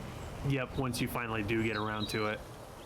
Yeah. And that is why I am a bit of a clean freak, because my philosophy is I prefer to clean at least 2.5 or so weeks, like every 2.5 or so weeks. Yeah, like do like a deep clean. Yeah. So, well, like not like a deep clean. Like I consider a deep clean like getting under the couch and all that stuff. You know what I mean? Gotcha. Which I don't go that deep that often. Typically, no, I'll do like a deep clean, like get behind entertainment center and under the couch and all that stuff. I'll usually do that once every few months. That's usually enough to where like, all right, it's, you know, it's being managed enough to where it's not overly tedious, but I'm not letting it get so out of hand that it becomes a massive deal when I do it, you know?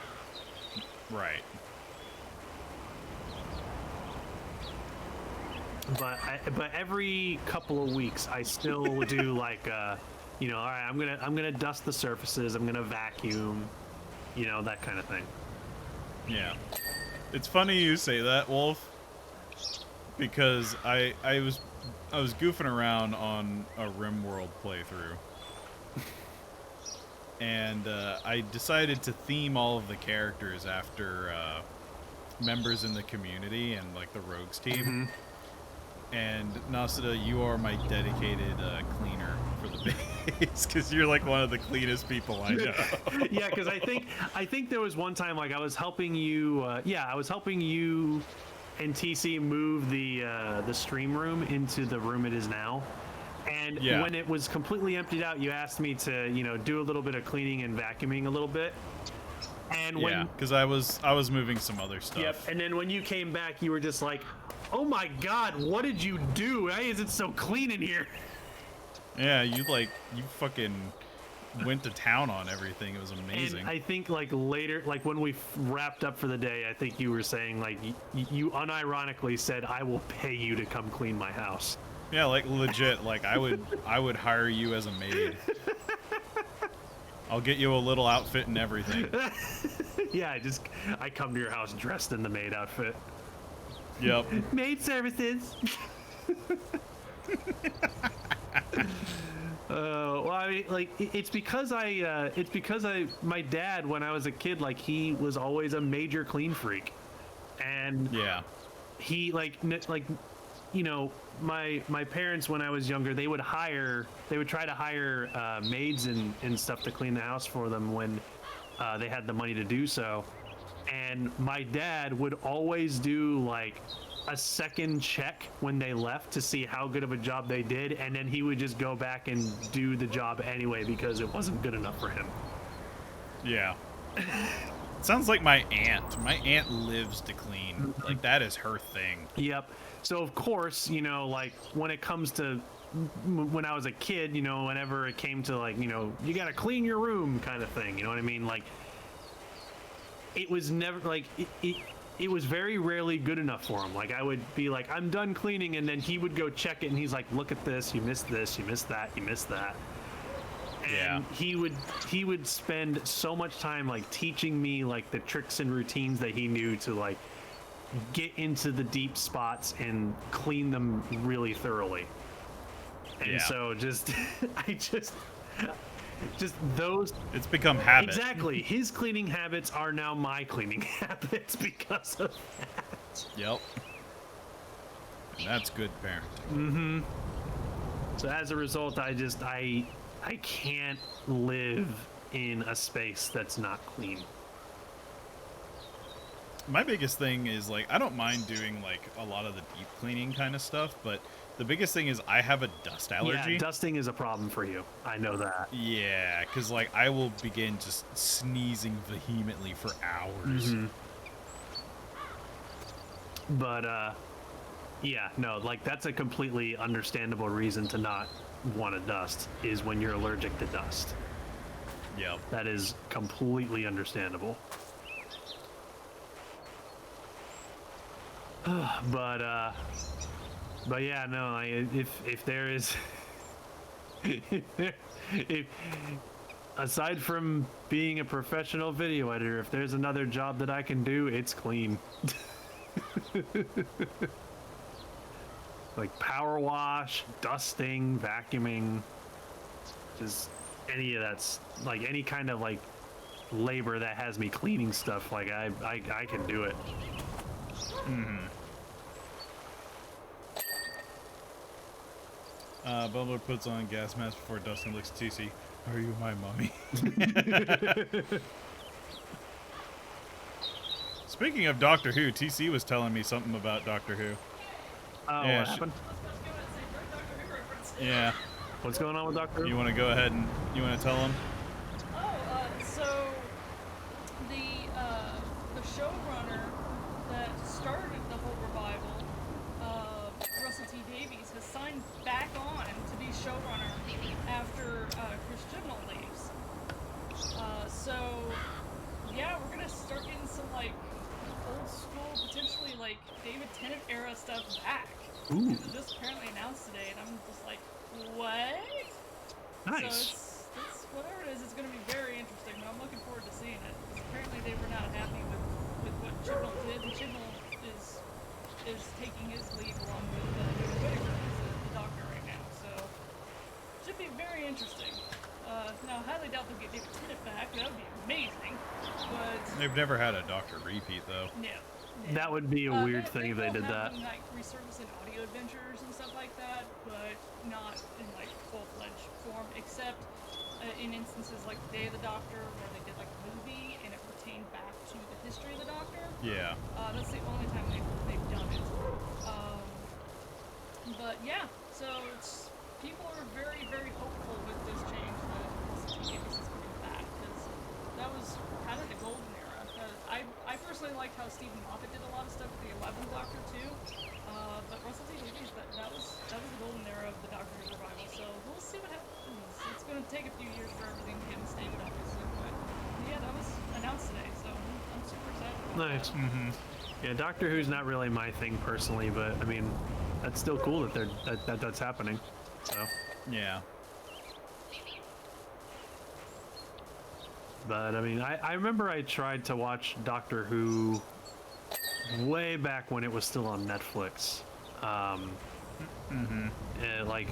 I watched it through the like all the episodes with the 9th Doctor, and it got up to where David Tennant had become the Doctor, and I just kind of stopped watching. I don't really have a valid reason as to why.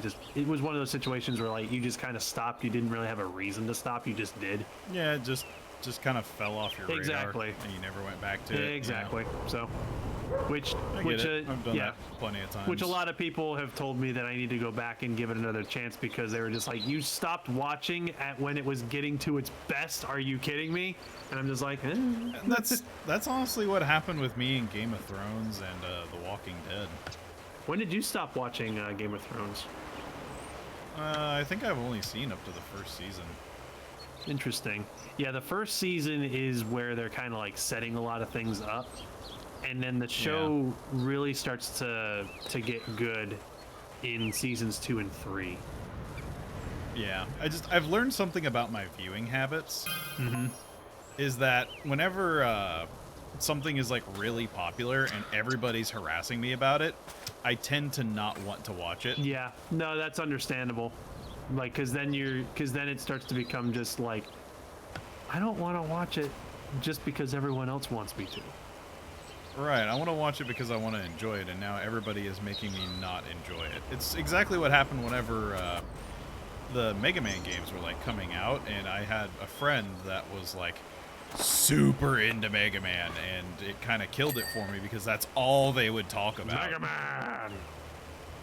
Yeah. And it's like, I like Mega Man as a character. I like the games and the mechanics. It's just I don't want to hear about him every day and sing his praises to the heavens. He's just a tiny robot boy. Yeah. Season 5 is where Game of Thrones starts going downhill. I don't quite agree with that personally. I mean, but then again, I'm one of the very few people who was okay with the ending. So, who am I to talk? I get harassed by some people sometimes for being okay with the ending, because I know the ending of that show was very controversial. All I know is that they had plenty of caffeine. Because Starbucks. Yeah, there was a scene where they accidentally left the Starbucks cup on the table. Oh god, that makes me laugh every time I think of it. Mm-hmm. They ended up fixing it. Like they got it out with some special effects, but yeah, for the initial airing, it was there, and that's hilarious. Oh, that's hilarious. But what were some other stuff? Because there was some other stuff that happened in the direct that we were talking about, and we completely got sidetracked. oh yeah, we were talking about the direct. That's right. Yeah. Well, I mean, It's amazing how that happens. they did announce that N64 games are coming to the Switch now. Yeah, which I think that's a neat little thing. Yeah, that's it's neat. like, for me, that I was just kind of like, oh, that's cool, but it's like I already have all of those games and I still have them in a playable format, so it's just kind of like, you know what, that's neat for people who didn't like grow up with that or didn't get a chance to hold on to their collections. I mean, you're gonna end up getting that either way because you and I share a family plan, Right. and you pay me back for that with Disney Plus, and I'm already planning to upgrade us. So Yep. fringe benefits. Yep. So I mean, either way, you don't have to pay for that. You're going to be getting it. As long as you keep giving me access to Disney Plus, that's yours. Yep. But it's one of those things. It's just like, that's neat that they were actually able to get those working on the Switch. Yeah, my reaction to that is, oh, that's really awesome. I'm really glad to have N64 games on the Switch because that's my favorite system of all time. So I'm super happy about that.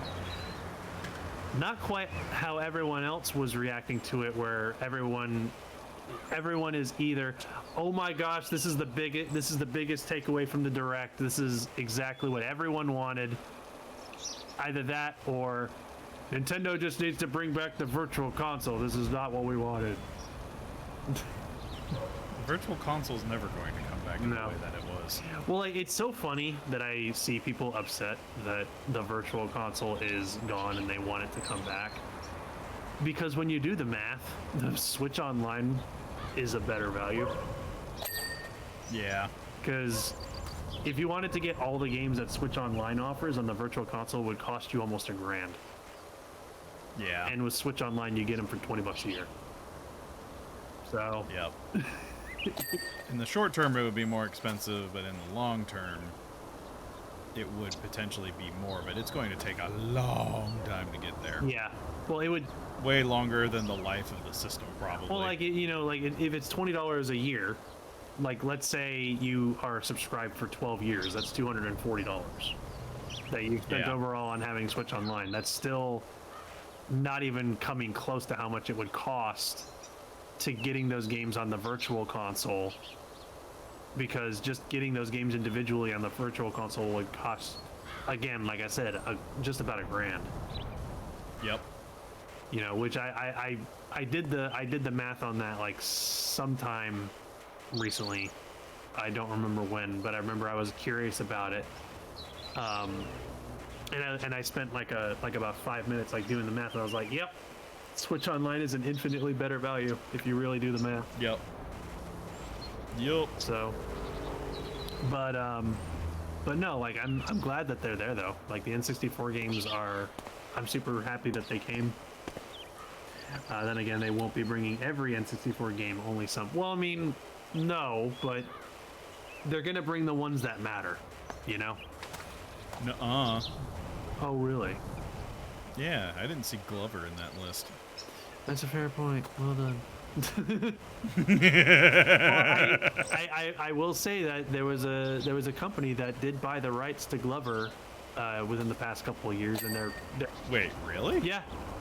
Apparently, What? Apparently, there was a company in the last couple of years. They actually managed to get a hold of the rights to Glover, and they want to remaster the original game, and they want to try and finish the unfinished sequel. What? There has not been any word on that for a couple of years now. I do not know the status on that, but that was the plan. Oh, that's awesome. Yeah. So I really am hoping to hear something about that in the near future because I love that game. Oh, that'd be awesome. Yeah, I hadn't heard any of that. Mm-hmm. Yep, yeah, there was a company that actually managed to get the rights to the franchise because they want to remaster it.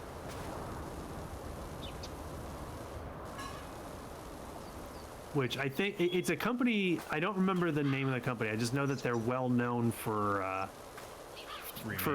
well, they're well known for getting the rights to lesser known games and re-releasing them. Okay.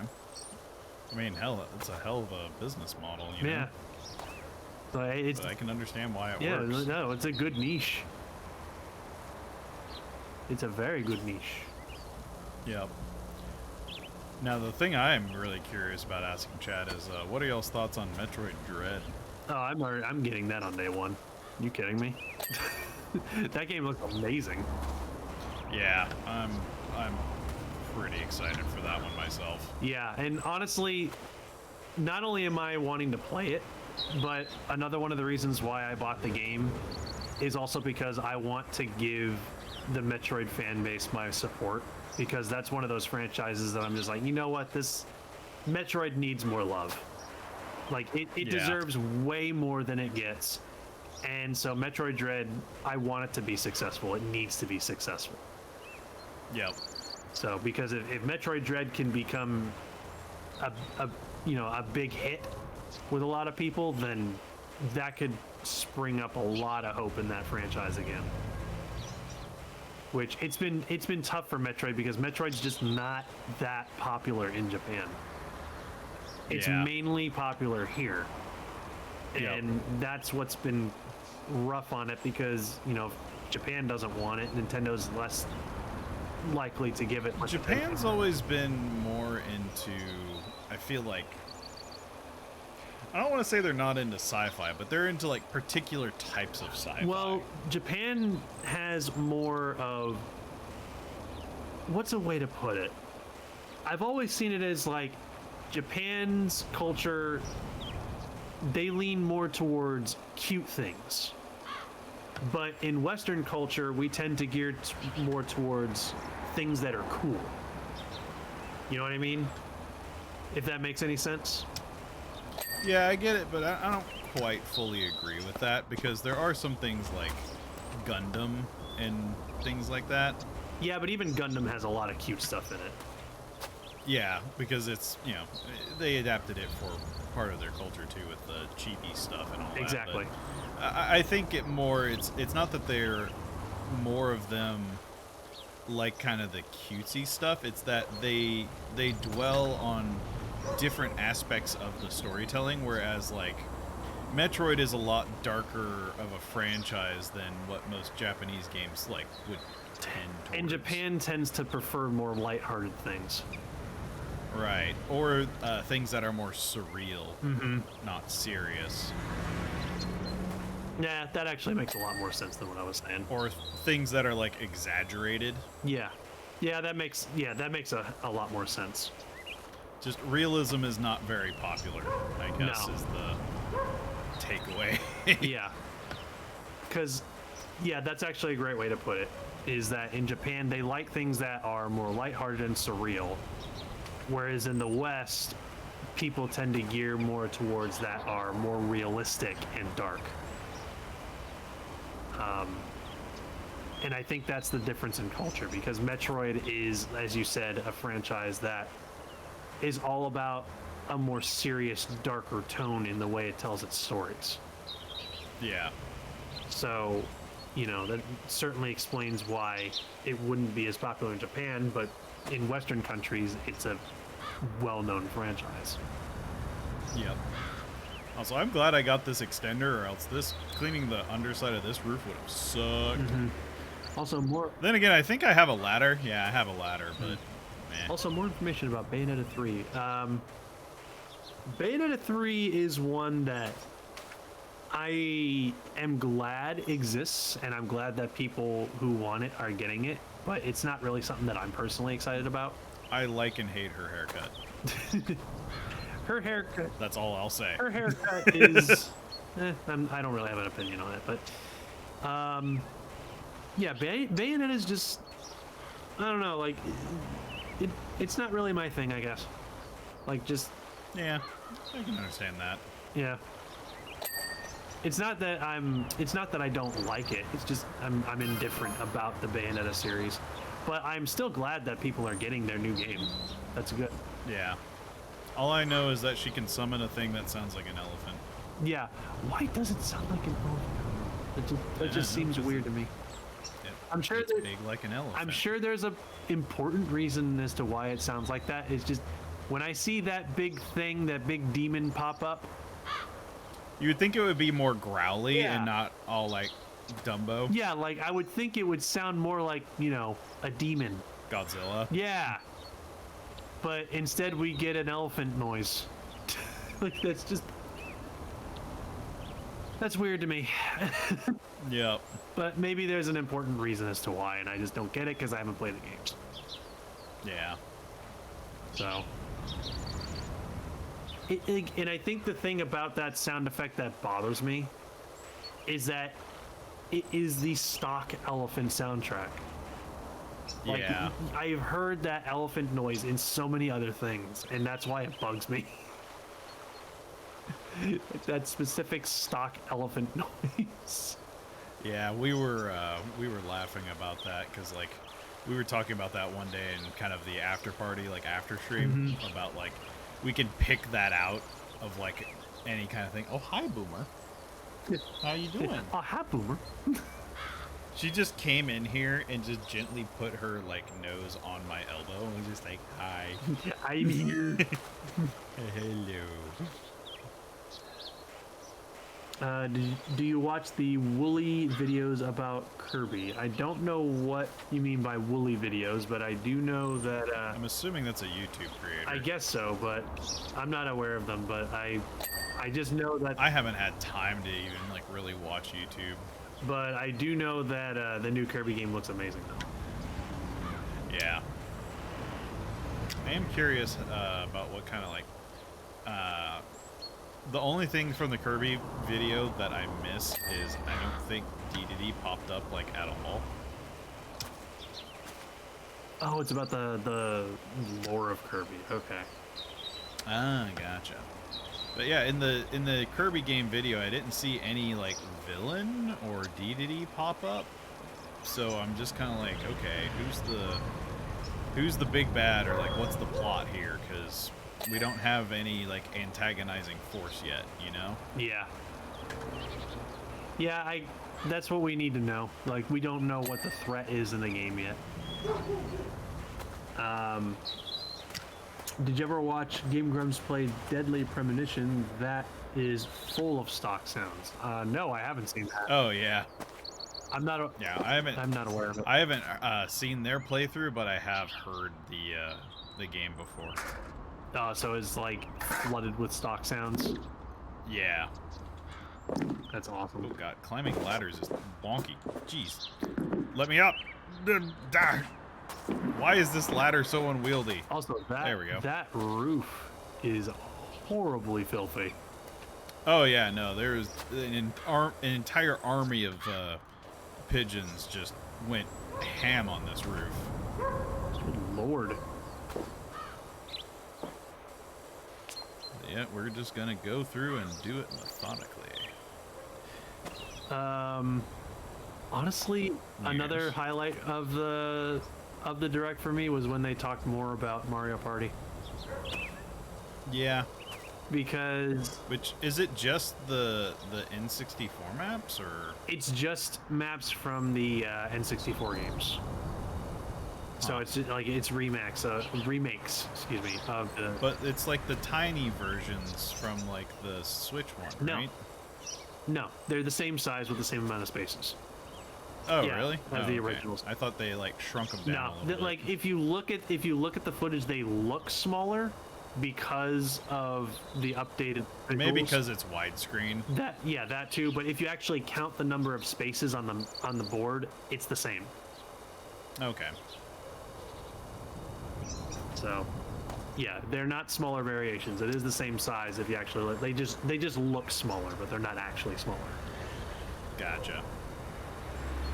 Hi, Boomer. I see you over there with your moose.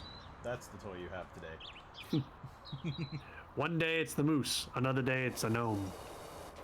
Yep. No, I mean, it's what it is. She'll rotate between her toys. She'll go between, like, the moose or the gnome, the giraffe, and then she also has an octopus. Mm-hmm. Oh, and also, you remember that Project Triangle strategy? Yes. Number one, the game looks amazing. That's good news. Bad news is... Yeah, I'd be interested in playing that. Oh, yeah. But the bad news is they're keeping the name. Why? I don't know. Triangle Strategy is no longer the project title. That is the final name. That's dumb. Yeah, I'm not a fan of the name. Like, those developers make great games, but their naming structure is not good. Yeah. Like, and I get what they're going for. Their naming structure is based off of, like, they like to name the game after the primary mechanics that the game is built off of. Like, yeah. Octopath Traveler, the primary mechanic is there are 8 heroes and you're following 8 stories. Octo, 8, Path, Right. Traveler, you know, so I get what they're going for there, you know, but that doesn't make the names good. Which Octopath Traveler, I think, is a decent one. It's kind of unique. It's decent, but I still felt... But this one is like, that's like a mobile game naming quality, you know? Yeah, I'm not into that name. I was really hoping they had changed it, but after Octopath Traveler, I was like, yeah, they're going to end up keeping that name. I'd argue Octopath Traveler is a brilliant name because the character's initials spell out Octopath, which is true. Yep. That is true. That is a very brilliant Easter egg that they pulled off. So I will give them that. That is very, very smart that they did that. It's just not a name that grabs attention, I guess. You know what I mean? Yeah. Like it's somebody who's never heard of the game, they see the name Octopath Traveler and they're like, what the fuck is that? So what's a game that, or a name that does get your attention then? Just for comparison's sake. I'm curious. Well, And that's a tough one for me because I will admit that I'm not the greatest at naming things. But I do know that when I do name things, I always give it a lot of thought and I try to take as much inspiration as I can to, come up with something that sounds inspirational, sounds like something that was inspired by something. You know what I mean? Yeah. But also has a unique sound to it. And I think really hard about if I try to name something like that, because in my mind, I'm just like, once the name is finalized, that's it. This is what everyone's going to know that thing that I'm creating as. Right. It's like when I'm making a character in D&D, I'm very careful about the names that I give my characters because I'm just like, once I pick a name, that's it. Yeah, it's locked in. It's locked in, so it's got to be a good name. So in terms of Octopath Traveler, I'm not sure what I would rename it because it would require a lot of thought for me to really think on it. Come up with ideas with names that sound, catchy, eye-catching, but also make sense for describing the game in question, Yeah, I can understand that. So I can't really say what I would change the name of that game to in the moment, but to give an example of what, in my opinion, is a good name of a game, I might be able to name something like that.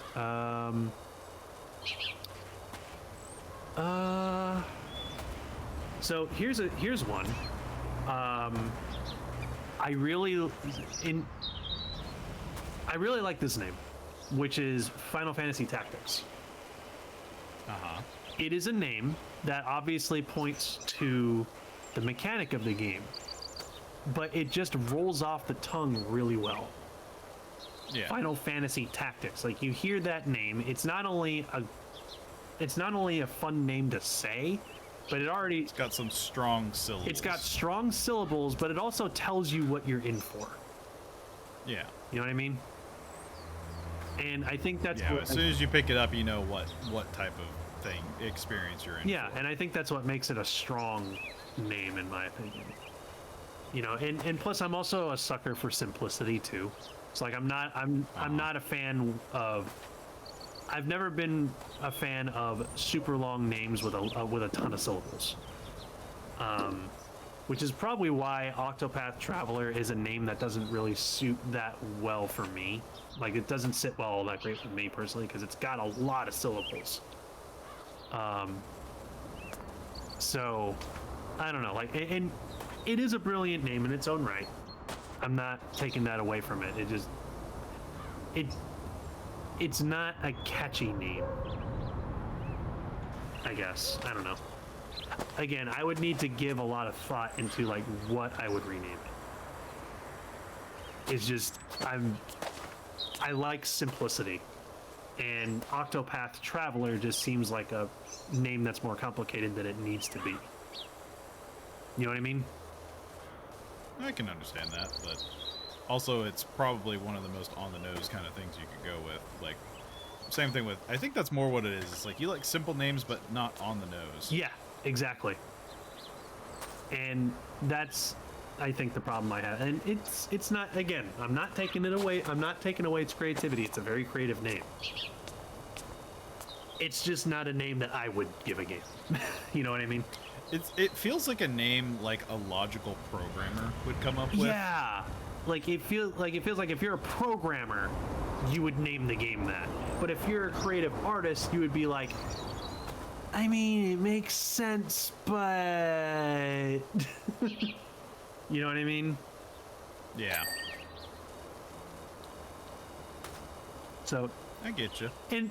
You know, I'm not saying the name is bad, Moz. I'm not trying to say that Octopath Traveler is a bad name. I just think that the name could be better. So I don't know what they would call it. Again, I would need to give it a lot of thought because again, when it comes to naming something, I give that a lot of thought. Rise of Hornburg. Rise of Hornburg.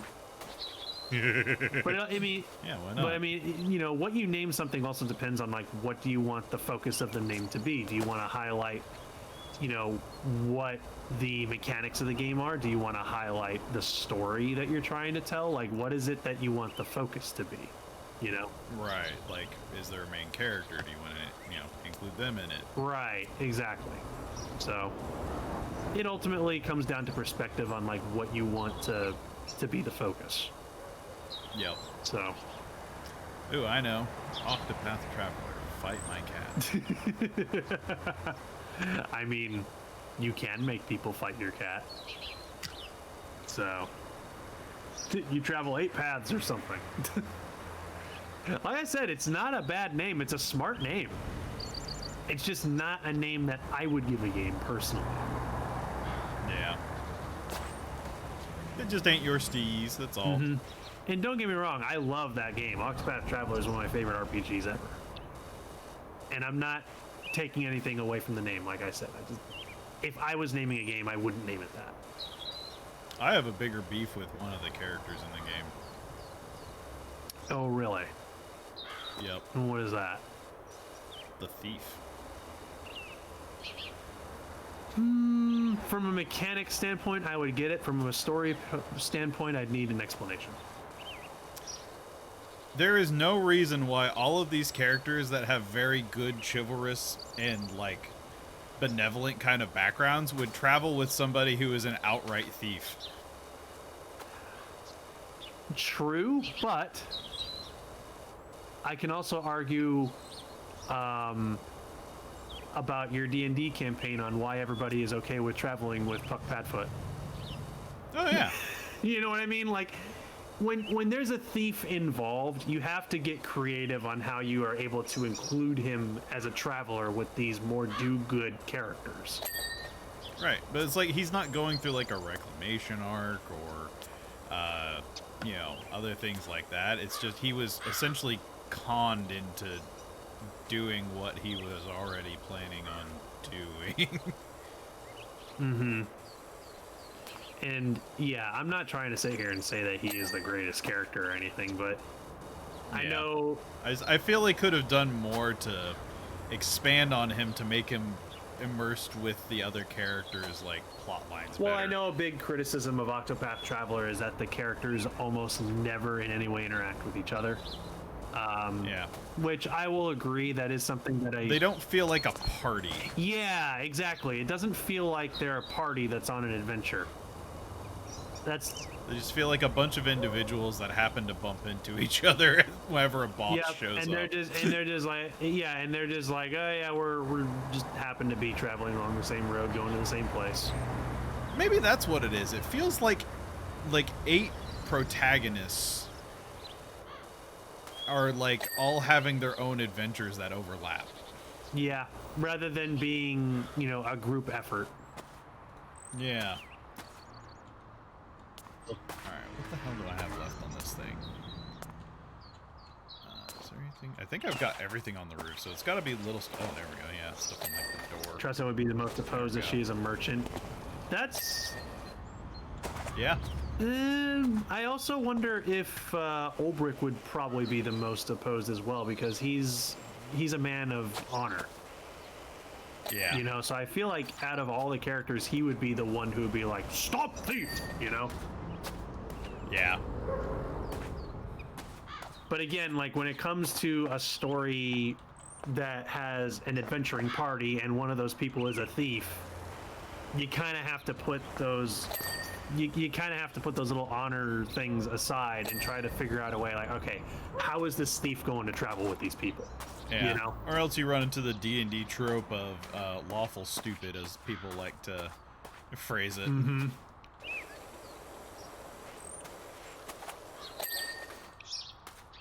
Alright, got that. A character who is honorable and benevolent can look past someone's character and not judge them too harshly as long as they are useful. There you go. Yep. There you go. It could very well be that, like, you know, if in Octopath Traveler most of the party didn't approve of the thief's actions, they would probably just say, you know, well, we kind of need him to be able to accomplish our goals, you know, because he is a strong party member to have with us and help us, you know, defeat our enemies. So we're gonna have to look past the fact that he's a dirty thief, and, you know, we're just gonna have to go with it.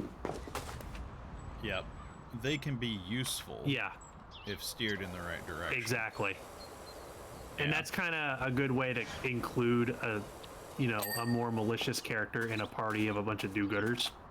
Yeah. A ne'er-do-well. Yeah, of just, you know, he is a dirty lawbreaker, but dang it, he's useful to have around. But just keep an eye on him, you know, Yep. that kind of thing. Give them a short leash. Exactly, bub. What Like a window? necessary evil. What window are we missing?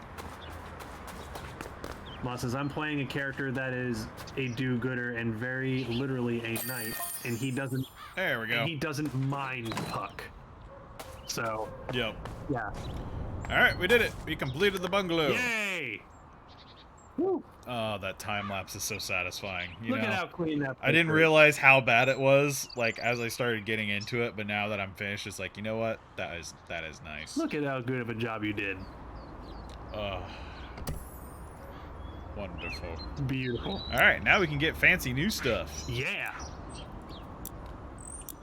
Alright, so now we can get the medium, or should we just save up for the heavy duty? I feel like we're going to need the medium. You know? Yeah. So yeah, let's go ahead and buy that, and then can we get any equipment for it? I feel like we should get the extension, but I don't have enough money. I could get the short extension though. Mm-hmm. Or should I just buy the turbo? I feel like the turbo nozzle would be. I was thinking the turbo nozzle too, because that feels like you'd be able to get a lot more accurate cleaning done. Yeah, and that'll just be really powerful. Oh, I can get the short extension too. Okay. You know what? Yeah, we'll do that just for an extra little range boost, because the other extension isn't that expensive. Yeah. Then there you go. You have your right. your plan. But And now we have the behemoth. the playground. Yep. Don't find her. I've got a frankly ridiculous situation on my hands. You see, some of the local children have been coming down with a curious and unsightly form of dermatitis. Dinosaur. And a few fretful folk have been putting it down to the condition of a recreational facility. It's all nonsense, of course, but if we could just humor them and give the whole thing a thorough hose down, I would be most grateful. A dinosaur! Yep, this isn't even the chonkiest level. Uh-oh. Oh geez. Playground isn't so bad if you actually have the soap nozzle. Well, I don't think you have the soap nozzle. It's all yellow. All right, Yep, have fun. let's change our power washer. We'll go ahead and get the small extension, and yeah, let's just start with the 40 degree and see what we can get with this. All right. But I wanted to like retouch on the naming structure again. Just as an example of like the way I like to name things. So, my D&D characters, I have two. There's Puck Padfoot and there's Tiernan Fergal. So the way that I approached naming these characters was, okay, I want their names to best describe who they are. It needs to sound like a name that would come from a character like this. And I want the name to have some form of meaning behind it.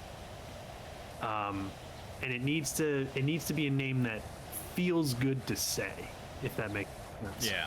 So the first character I named was Tiernan Fergal. The reason I chose the name Tiernan Fergal is that both of those names are, what was it, Scottish or Irish? I think it was one of the two. I think it was Irish. It was Irish. And the reason why I did that is because the first thing that I did was I started looking into Irish words and names, because the character that I built was very Irish in his nature. Because he's literally an assassin who wears green, is very short, and talks with an Irish accent, and loves to drink and party at the tavern. He's got, facial hair that makes him look almost like a leprechaun. Like he's very Irish. So of course, in my opinion, I was like, well, if he's gonna have the personality and the look and the sound of an Irishman, then he needs a name that sounds Irish. Yeah. So Tiernan Fergal comes from Ireland, and it literally means brave little lord. Yep. And that fits him perfectly because he is a halfling. He's very short. He's only 3 feet tall.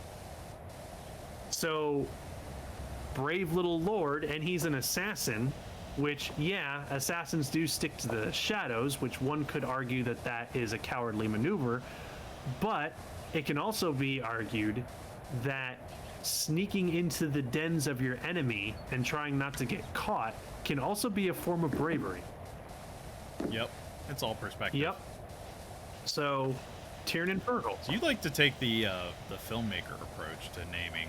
I guess so. Where everything has a meaning or a reason. Like, nothing is ever done just like you don't make decisions like that on a whim. Right. Like, the only time I'll make decisions on a whim is if it's a name that's like, maybe like either it's temporary or it's going to like a character that doesn't get a lot of screen time. Like when we were playing our campaign last week, and Tiernan Fergal was talking to one character, and he gave them a fake name. I didn't think too hard about the fake name. I just pulled it out of my ass, because it's a fake name. It doesn't matter. But to me, his actual name is what truly matters. And so, and then moving on to, Puck Padfoot, he's a gnome, and he's an arcane trickster. He loves to pull pranks on people, and he uses magic to do that. He's all about pickpocketing and pulling crimes by playing tricks. And to me, Puck Padfoot, that just comes off the tongue as a name that sounds like the name of a freaking gnome. Just that. No, it's very gnome. Like, it feels like a name that, like, you hear the name Puck Padfoot and you're just like, that sounds like someone who's very mischievous and very, mischievous is the right way to put it. Like, that just sounds like the name of someone who's, like, mischievous and loves to play tricks. And the name Puck actually comes from Shakespeare, because Shakespeare has a story where he has a character named Puck, and they are a trickster. So Puck has often been associated with tricksters because of Shakespeare. Yeah, which I think it kind of spun off of Pluck. A little bit. Yeah. And then Padfoot, I will admit, I actually got a little bit of inspiration from Harry Potter with that one. But the reason why Padfoot stuck out to me was just, it just felt like a perfect pairing with Puck. So I Yeah. decided to look into what the meaning of Padfoot was. Like, where did J.K. Rowling get that name from?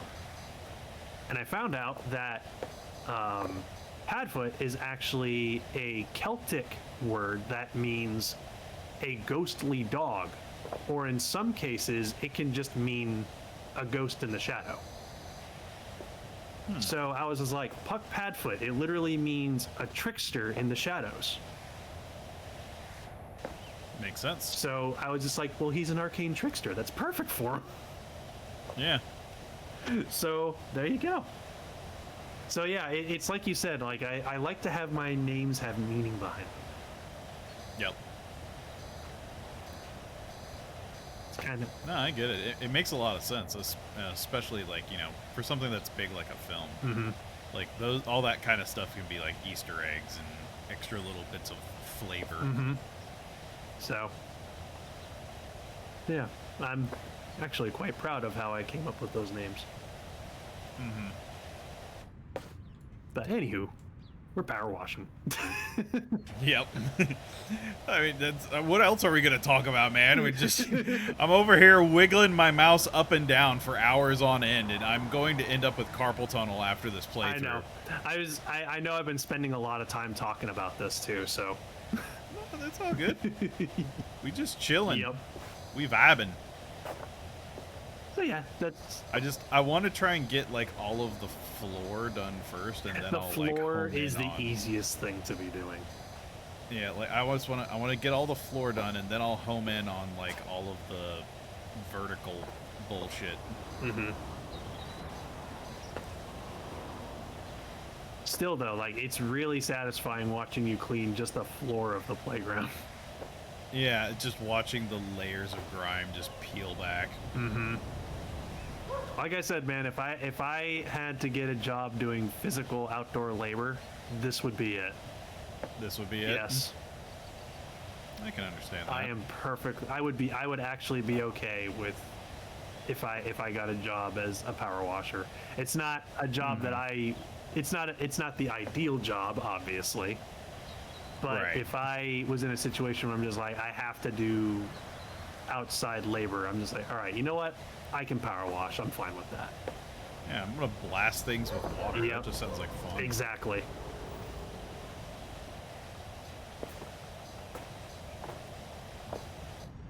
Bub says, and then there's me when I name characters. Oh, God. It's like, didn't I? Yeah, speak the tavern owner's name, and it was Bob. Yes.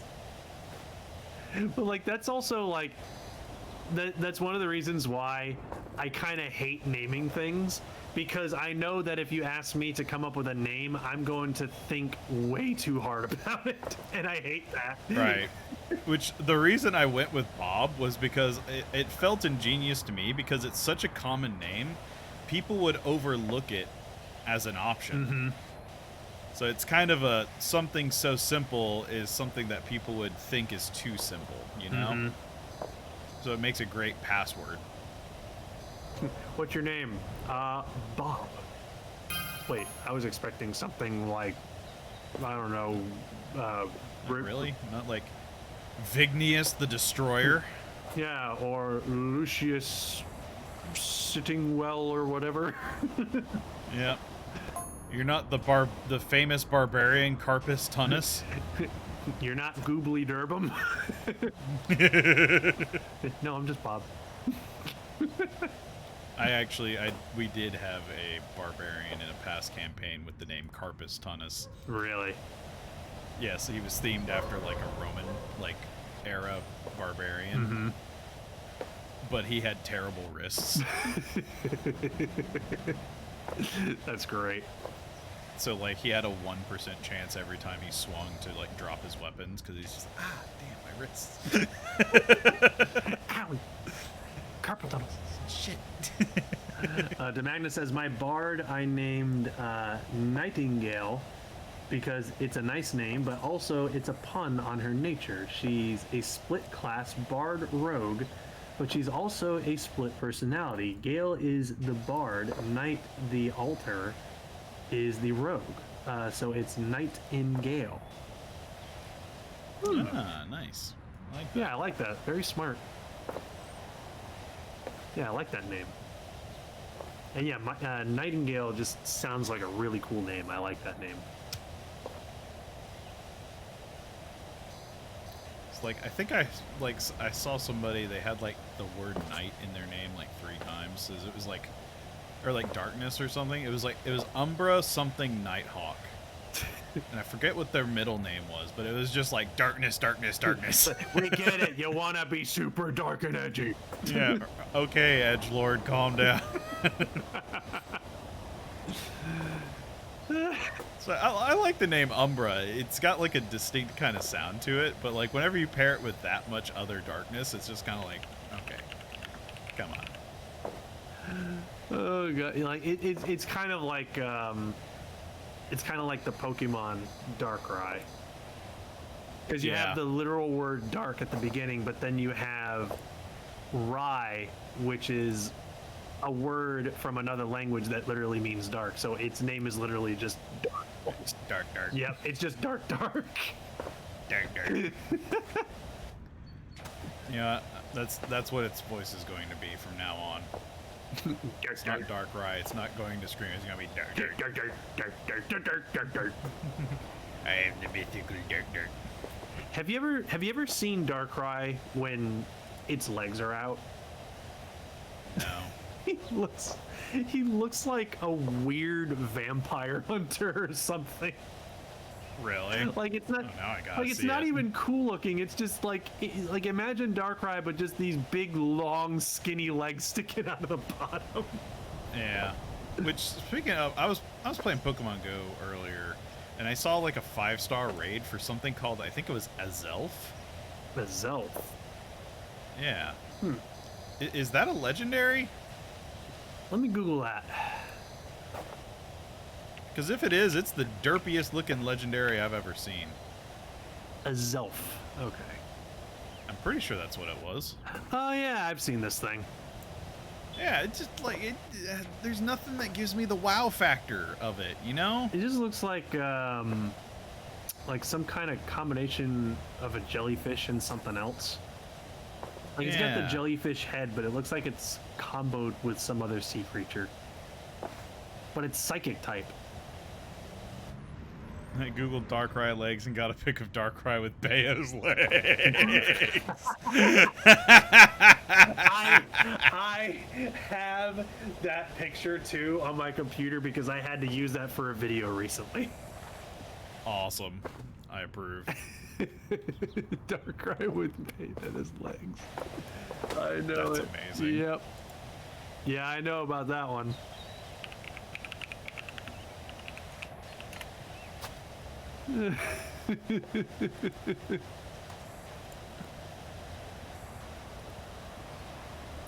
Oh, this poor dinosaur. What have these kids been doing to this playground? Making a huge mess, apparently. Apparently, like, what have they been playing with? To where all the grime is just concentrated in, like, spheres of dirt. Azelf is a minor legendary. It's part of a trio with Uxie and Mesprit. Okay. See, now I feel like they're just making shit up. Some of the names they still come up with are creative, but some of them are kind of throwaway bullshit. Like Darkrai, which is just dark twice. Dark, dark. Oh god. But when they get creative with their names, they are very creative with their name. Yeah. Honestly, I feel like the best thing about Pokemon is honestly their, like, Pokemon design most of the time. Mhm. Like, the designs that they come up with, usually, like, all of them look good, but there's a couple that are just kind of like, really? Yeah. Because, like, Trubbish was one that I was just like, really? It's just a trash one? But, like, not gonna lie, the design they came up with it doesn't look bad. I like it. The thing that's most hilarious to me is because I work for Loxton, and I had to do a video where he listed off his top 20 least favorite Pokemon, And his number 2 was the one that made me laugh the most because it was Crabominable. That's an amazing name, and I didn't know that was a Pokemon. What does it look like? You want me to message you a picture of Crabominable? Yes, Right. please. This is a Pokemon that I think you would love. Probably. Sounds ridiculous. Hang on, I'm about to send it to you. But like this is apparently Loxton's second worst Pokemon to him. Like he in his own words he said, "This is one of the 2 Pokemon that is legitimately offensive to me."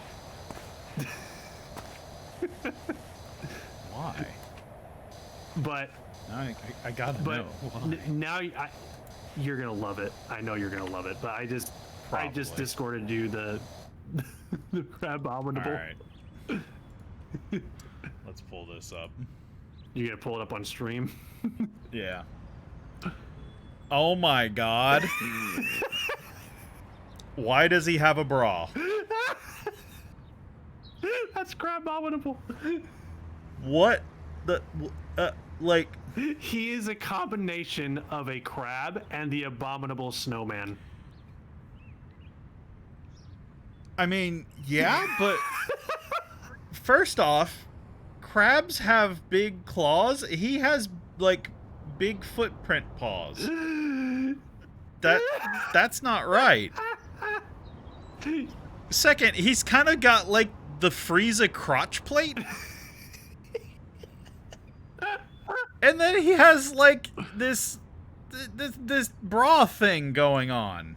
You want to know what the best part is? That his foot pad things, you see the long part of it? Uh-huh. It opens like a trash can lid. What? Why? Why does that? Why? It's in the games. It opens like a trash can lid. What is that how they eat? Then what's the point of having a mouth? Like, evolution just said, "Fuck it, let's just do something weird." Like that's a spore creature. That's not a Pokemon. And I do love it because it is really weird. But still. It's fighting ice type, by the way. Bumblebee, stop. Put that away. Don't close shame the Pokemon.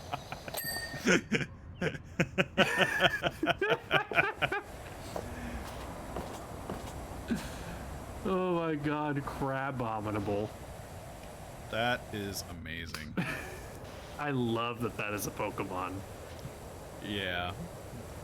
That's great. Introduced in Generation 7, so actually it sounds like he was introduced in Sun and Moon?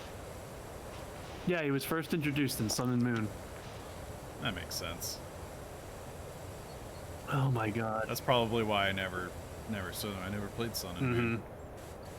I disappeared from Pokemon for a while. I played the first 2 games, like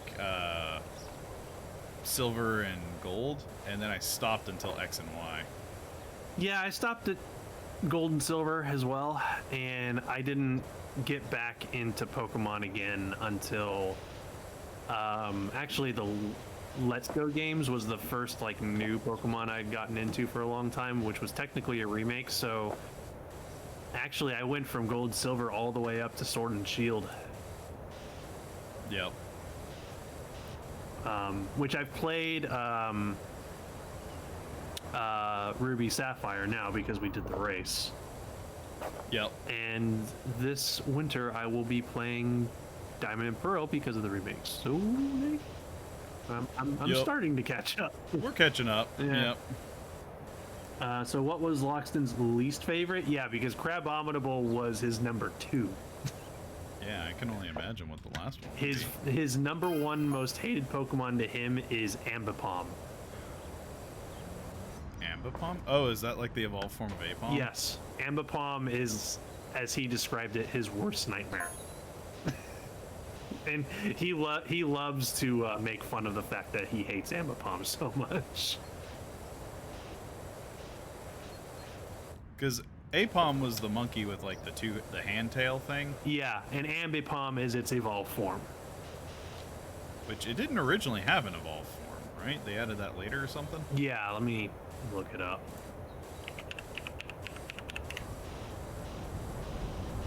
Ambipom was introduced in Generation 4. So actually, it was introduced in Diamond and Pearl.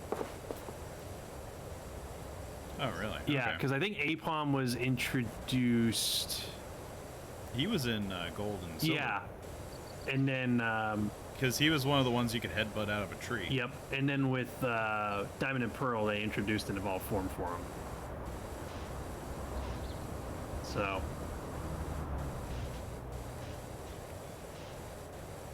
Yeah, that was his number one for like worst Pokemon was Ambipom. Yeah. All right, chat. I have to ask you, what's a Pokemon that the anime made you like more?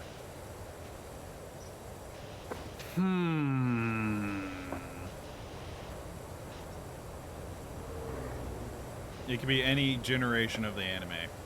I mean, I'm only familiar with the anime up to a certain point. Like, I watched it a little bit through Gen 2 when I was a kid. Captain Moss says Diglett.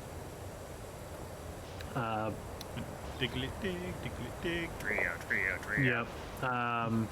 Bub says I didn't really watch the anime. That's fine. Foxy says, but it's so cute. I think she's referring to Ambipom.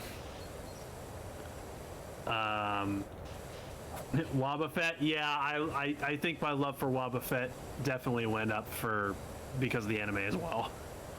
Yeah. Wobbuffet.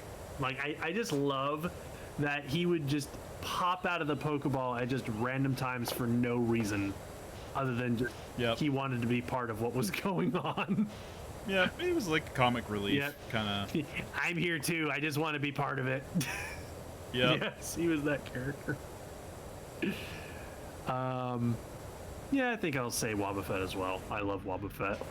And a lot of the reason why I love Wobbuffet is because of the anime. Yep. He just had great timing. Yep. But every once in a while, he would actually do something useful, and you're like, oh, right, he's not terrible. His trainers are just dumb. Yep. Also, Arbok, I ran Arbok in Fire Red. It was really fun to play. Nice. Yeah.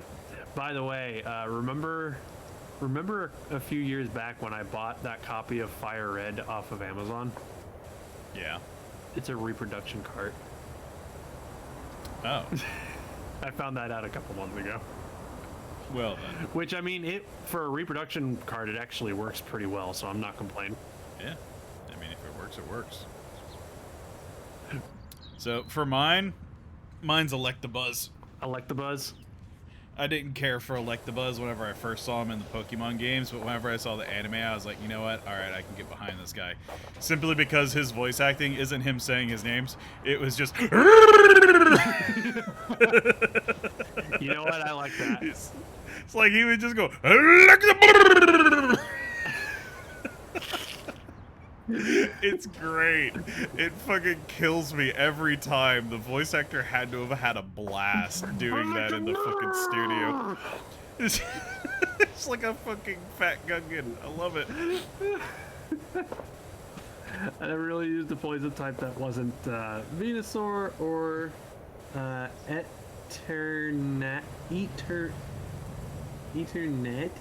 Honestly, like, which one is that? Oh, Eternatus? Eternatus? Oh, that's how you say it? Is that? I guess. I don't know. Googling that one. Dang it.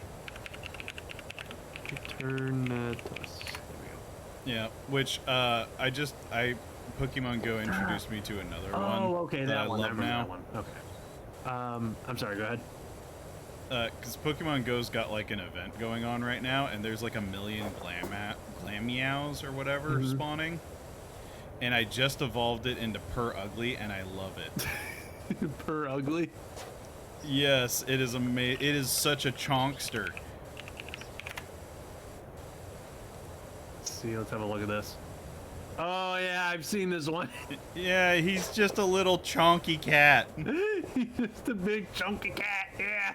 Look at him. So I named her Mayor McChonk. Oh, that's a great name. That is a great name. But I was just like, oh my god, I didn't even know that this was a thing, and I love it. Okay, well, like there was one other cat Pokemon that I really liked that like I forgot what it was called. It looked like it had like the 1,000-yard stare, like always, like all the time. What? Yeah, like there's this cat Pokemon that just always looks like it has this like stare. Like if you look at it, it looks like it's looking into your soul. Huh. Like just. I don't know which one you're talking about. But hang on, let me see if I can find it. Hey, that's a clean dinosaur. All when was right. it? Oh, look at him. He's all happy and shiny now. Was it Esper? Oh, is that a cat? Yeah, it was Esper. That's the one I'm thinking of. Yeah, Yeah, the psychic one that if it opens its ears, it'll blow your mind. Yep, but it has like these, like the eyes looks like it's looking Like it's seen some shit. Yeah, just like it looks like it's seen some really horrible things. 1,000-yard stare. It's like I remember I never heard of Esper before up until I had to do a video at one point, and so I had to look up Esper, and I found that, and then when I found the image of Esper, I just started laughing because I was just like, oh my god, this cat looks like it's seen some horrible things. You know, I was this many years old when I realized Esper in its evolved form, fucking Meowstick, were cats. I mean, it never dawned on me until now. Like, legit. yeah, they're cats. Like, I don't know why that, like, Why are you... for some reason, like, I never cared that they were cats. I just... Like, Meowstick is so on the nose, and yet I was just never, like... Esper is also on the nose. Esper. I know, but I didn't give a shit. It never registered because it's just a fucking little tiny thing that's seen some shit. It's traumatized.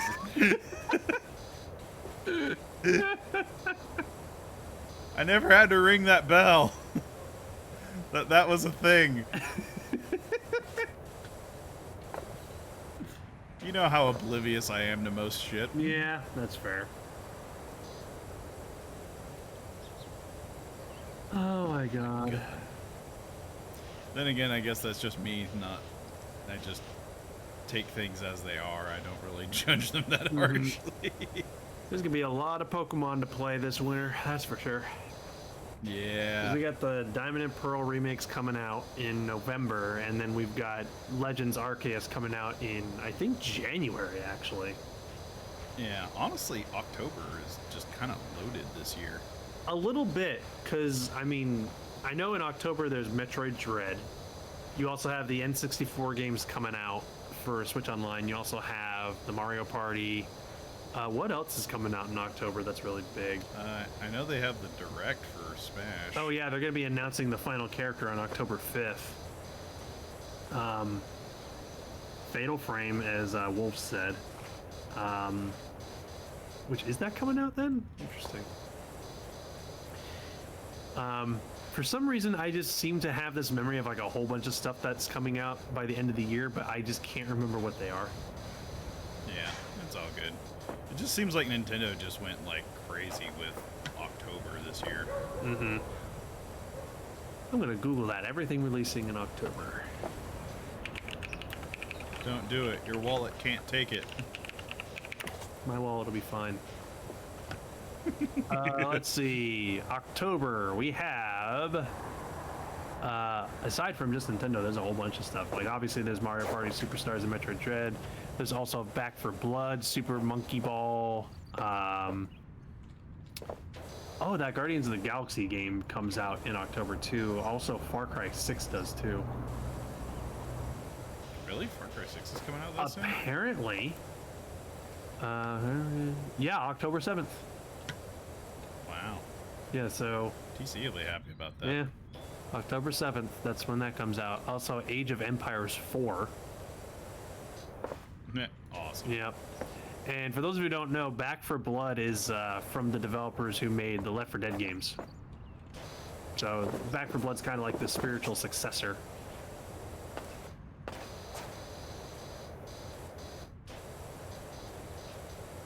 We get it. Everything's releasing in October in the same week. Yeah, I know.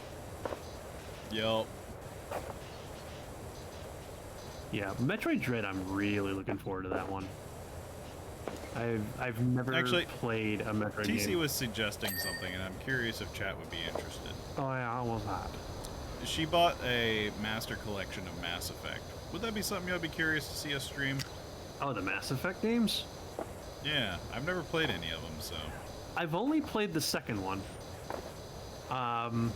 it'd be a fully blind experience on my part. Yeah, I only remember the. Yeah. Like I said, I've only played the second one, but I don't remember too much about it. Like Mass Effect was a franchise that never really caught on with me that much. I just know that, like Mass Effect 2, for some reason, I think was the exception for me. Like I did play that and beat it. Mass Effect is cool. That's it. Mass Effect is cool. And after he was just like, ah, yes! Like, no, I already know that game inside and out. That would be a very long series. Yeah. The Legendary Edition has all 3 games, so I just beat the Legendary Edition, and it was at 104 hours. So, plus I know that game pretty well enough now. I'm actually going through my sub game playthrough right now, so honestly I'd love to see Bumbler do it just because I know he would do vastly different choices than I would. Yeah. So, but I would not discount participating in the streams in some fashion. Maybe not every episode, but I would definitely be wanting to watch it again. Yeah, so. she'd be a helicopter gamer. Yeah. She'd hover around a Yep. bit. Yeah. It'll be one. For me, it would be one of those playthroughs that I would co-host and I would just let you play.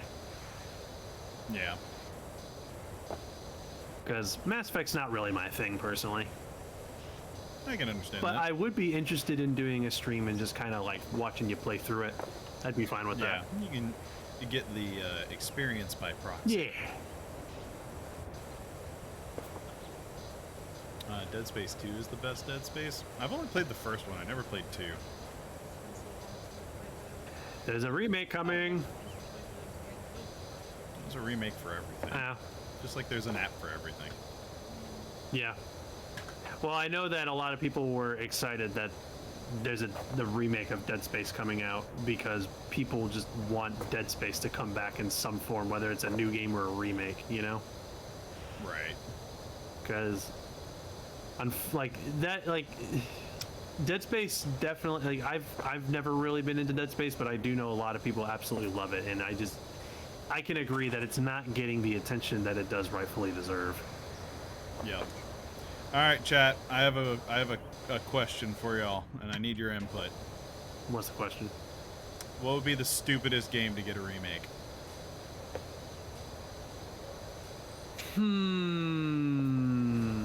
You know, Huh? Deadly Premonition? Which one's that? No. You know, I could be a little. Pong. You say that, but actually they did. Yeah, they did. You know, There is an Atari game on the Windows 98 or was it Windows 2000 that was the Pong. I actually have the CD. E.T. That's a really good one. Oh, E.T. Yeah. You know, I could be kind of snarky and name a remake that doesn't need to happen but is actually in the works. Really? Yeah. The Last of And Us. what's that? Wait, they're remaking? They are It's not even. We're not talking. No, not a remaster. A remake. Your guess is as good as mine. Okay.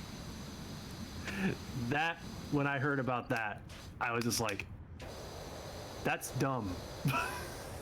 Yeah, I'm not fully okay.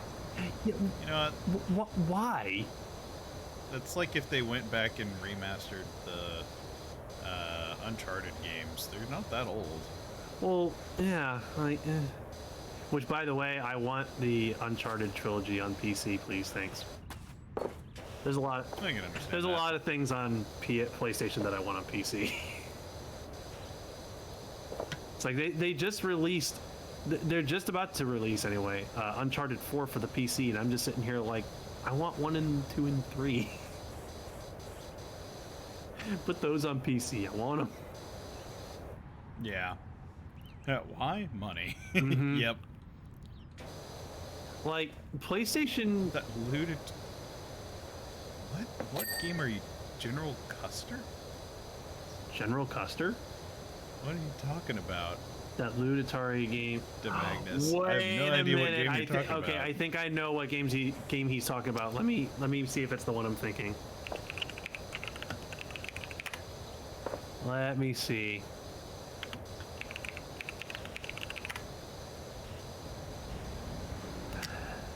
Yep, that's the one that I was thinking. Alright, what is it? I gotta So, have you ever heard of the Atari game called Custer's Revenge? know. Yes. That's what he's talking about. Uh... That's what he means by a lewd game. Yeah, no, that fits the criteria of the question. Wow. Oh I hadn't even thought of my that game in God. ages. That, yeah. It's like, I'm aware, but I've never played it. I don't know if I want to. It's fair. I was gonna say something earlier and I forgot. Oh well. Uh-huh. Oh yeah, that's right. I was gonna say, PlayStation's one of those platforms at this point where I'm just like, there are a few games that PlayStation has that I just don't want to have to buy a PlayStation for, but I would like to have on PC just so I can have the games that I want, you know? Right. Because, like, PlayStation has kind of lost me, personally. Like, it's not that I think that their games are bad. It's just that they don't really put much out that really excites me. That's kind of where I'm at. It's just I haven't really been wowed by the console games for the Xbox or the PlayStation, to be honest. Like I know that they got the new God of War coming out, and that's cool. You know, but God of War is one of those games where I'm just gonna be like, I will play through that once, and I will be impressed by it, and then I'll be done with it. Yeah, like a lot of the games are just one and dones for me. That's my biggest problem with a lot of PlayStation games. They're one and dones. But there are those rare exceptions of PlayStation games where I'm just like, I can see myself going back and playing this multiple times. Yeah. And I hate that I have to keep a console plugged in just for that. You know what Yeah. I mean?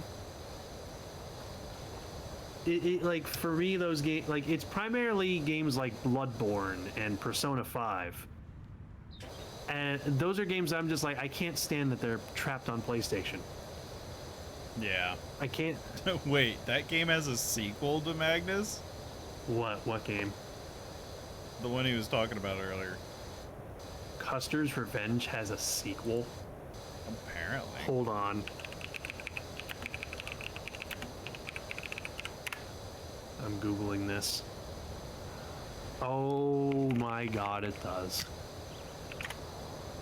It immediately came up. Custer's Revenge 2. Wow. Oh my Lord. How did it get a sequel? That is what I would like to know. That almost strikes me as like it was like already in development when the first one came out. Yeah. Oh, jeez. That's just... Who came up with the idea of Custer's Revenge? It's so stupid. It's stupid!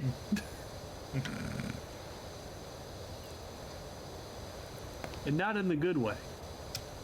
Yeah. There's a good stupid and a bad stupid. Yeah. Custer's Revenge is a bad stupid. Oh, but anyway, like, another example of a PlayStation game that I really want to play, but I don't want to have to go out and buy a PlayStation 5 for it, is the Demon Souls remake. I really want to play that, Yeah. but I'm not going to try and bust my ass to get a PlayStation 5 that's impossible to find and also costs $500 just to play that one game. You know, Yeah, that's dumb. I get it. Was Ratchet and Clank, was that Xbox or was that That's PlayStation? PlayStation. I think it was Xbox. No, that's PlayStation. Was it PlayStation? Yeah, that's PlayStation. Okay. So I have a, like, I hadn't heard Ratchet and Clank in a long time, and then all of a sudden, just out of nowhere, like, a bunch of, like, my students and other people that I know are just like, Ratchet and Clank, hey, Ratchet and Clank, and I'm just like, what are you, what? Well, what? it's because they got a new game.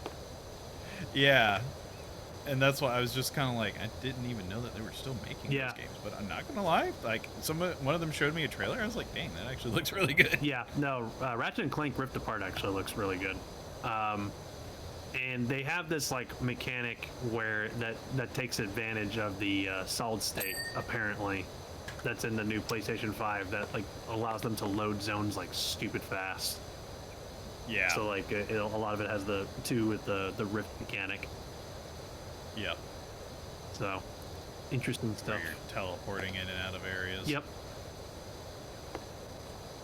So interesting stuff, but that's also one of the reasons why I feel like, you know, for the next Smash character, like if it's Ratchet and Clank, that would be really smart, because not only would Nintendo blow everyone's minds with a mind-blowing new character, but Sony gets cross promotion. Yep. So that's why I was saying, like, when we were talking about who would you want to see in Smash, and I'm just like, honestly, I think a smart business thing to do would be Ratchet and Clank. That would blow everyone's minds, and it would be brilliant cross promotion. Yep. Also, I know I have a step ladder. I'm just too lazy to go and grab it. So I'm going to stand here and try to jump instead. Yep. You know what else? I'm gonna just like power wash like 90% of this place, and then I'm going to drive myself nuts trying to find the last 1%. So Maz, I see what you're saying about like PC, but PC's never been able to take full advantage of a solid state drive specifically for games to the way that the consoles do now. Like the way, Yeah, they aren't optimized the same yeah, way. they're not optimized the same way. Like if you put if you put an M.2 solid state drive in your computer, what? What's up, TC?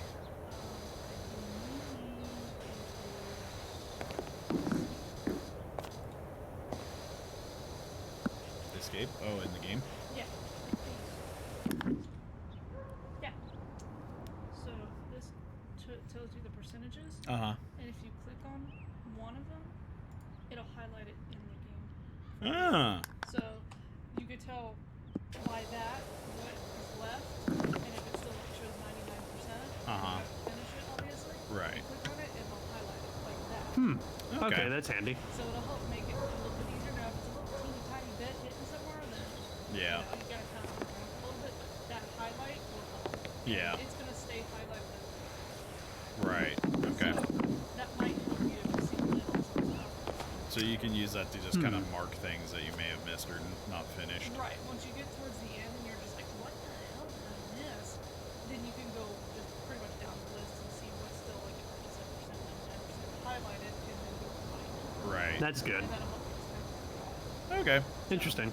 That's Funko. That's how I do it. And here I was. Like this, where they have so many moving parts. Yeah. Mhm. And here I was wanting to drive myself insane, and you Yeah. won't let me.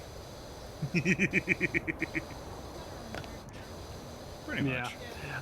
You could argue I was already insane, though. Yeah. Insanity loves company. Yeah. You gotta have more insanity to accompany your insanity. Exactly. But as I was saying before, Maz, you can put an M.2 drive in your PC. It's not going to, like, the games are not going to take advantage of it the same way the PlayStation 5 does. They have to Because optimize for it. they don't program them that Yep. way. So in that degree, the consoles right now are actually ahead of PC when it comes to the ability to load data into storage, like load data from storage, I mean to say, into the memory. Yeah. So consoles are actually ahead of PC. They're not going to be ahead of PC for long, because eventually PC is going to catch on and be like, well, we need to start optimizing games for M.2s also. And that's going to start pushing more consumers to start putting those solid-state drives into their computers, and it's going to phase hard drives out and all that stuff. But Yeah, which hard drives just need to be kind of phased out to begin with in terms of speed. The hard drives are good for like just mass storage, though. yeah, like I still use hard drives, but honestly, I still want to replace them with solid-state drives. So, yeah.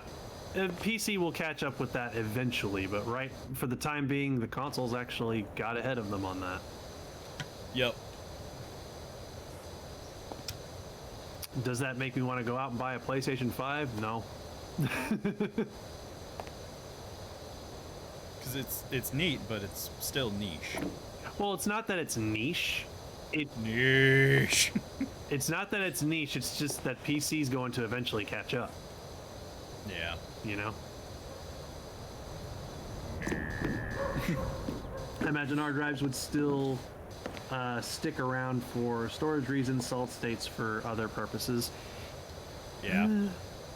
Maybe, but we'll see. Like, even like some of the cheaper computers are starting to have solid states now. Yeah. Yeah, that's pretty much what I do, Moz, is like all of the games and stuff I put on the solid states, and then all of them just raw media stuff I'll put on the hard drive. I still store my games on a hard drive because that's just what's in there at the moment. I've never gotten around to replacing it, Yeah. which I probably should. I've been saying for ages I want to replace my hard drives with solid state drives. The problem is, It takes a pretty beefy game to tell a difference, though. yeah, which I don't play a lot of majorly beefy games. Like, I don't even remember the last time I played a game that was like super demanding on my computer.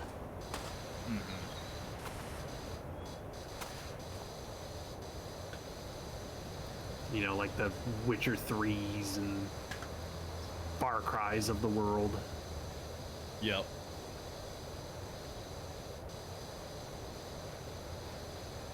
Totally Accurate Battle Simulator. Yeah, that one too. You know, the really intensive game. Yeah.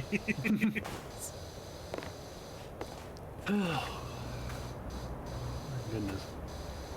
I'm over here freaking parkouring on this kid's playground. Just so that you can freaking get up to that roof and clean it.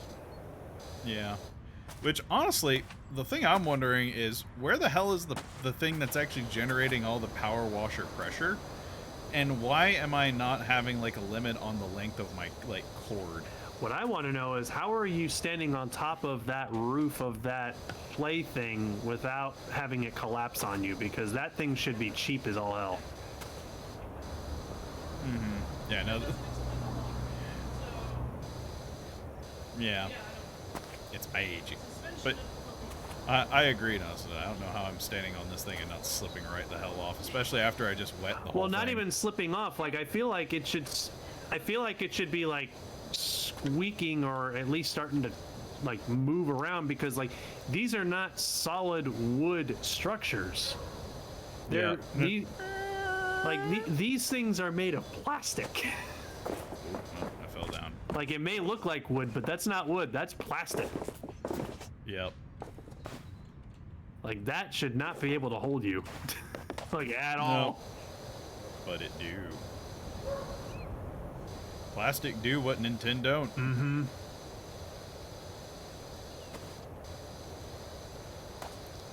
Oh, goodness. I've yet to play tabs, but I need to. What's tabs? Totally Accurate Battle Simulator. Oh, okay. It's the abbreviation. Gotcha.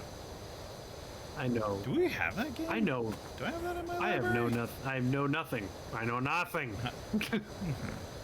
I was wondering if you were turning into like an ancient Greek on me. I knoweth. I knoweth not a thing. There we go. That finishes whatever this thing is. Hiya! I don't know why I'm enjoying just like climbing all over these things and spraying it from above. I've adapted my style now. And this is what I'm doing. It's over, playground. I have the high ground. Darn right. Well, I mean, if you were actually going to do like legit power washing, that's what you'd do, is you'd start at the top and work your way down, because the water is going to cause everything to fall. Yeah, no, that's smart. Ugh, excuse me.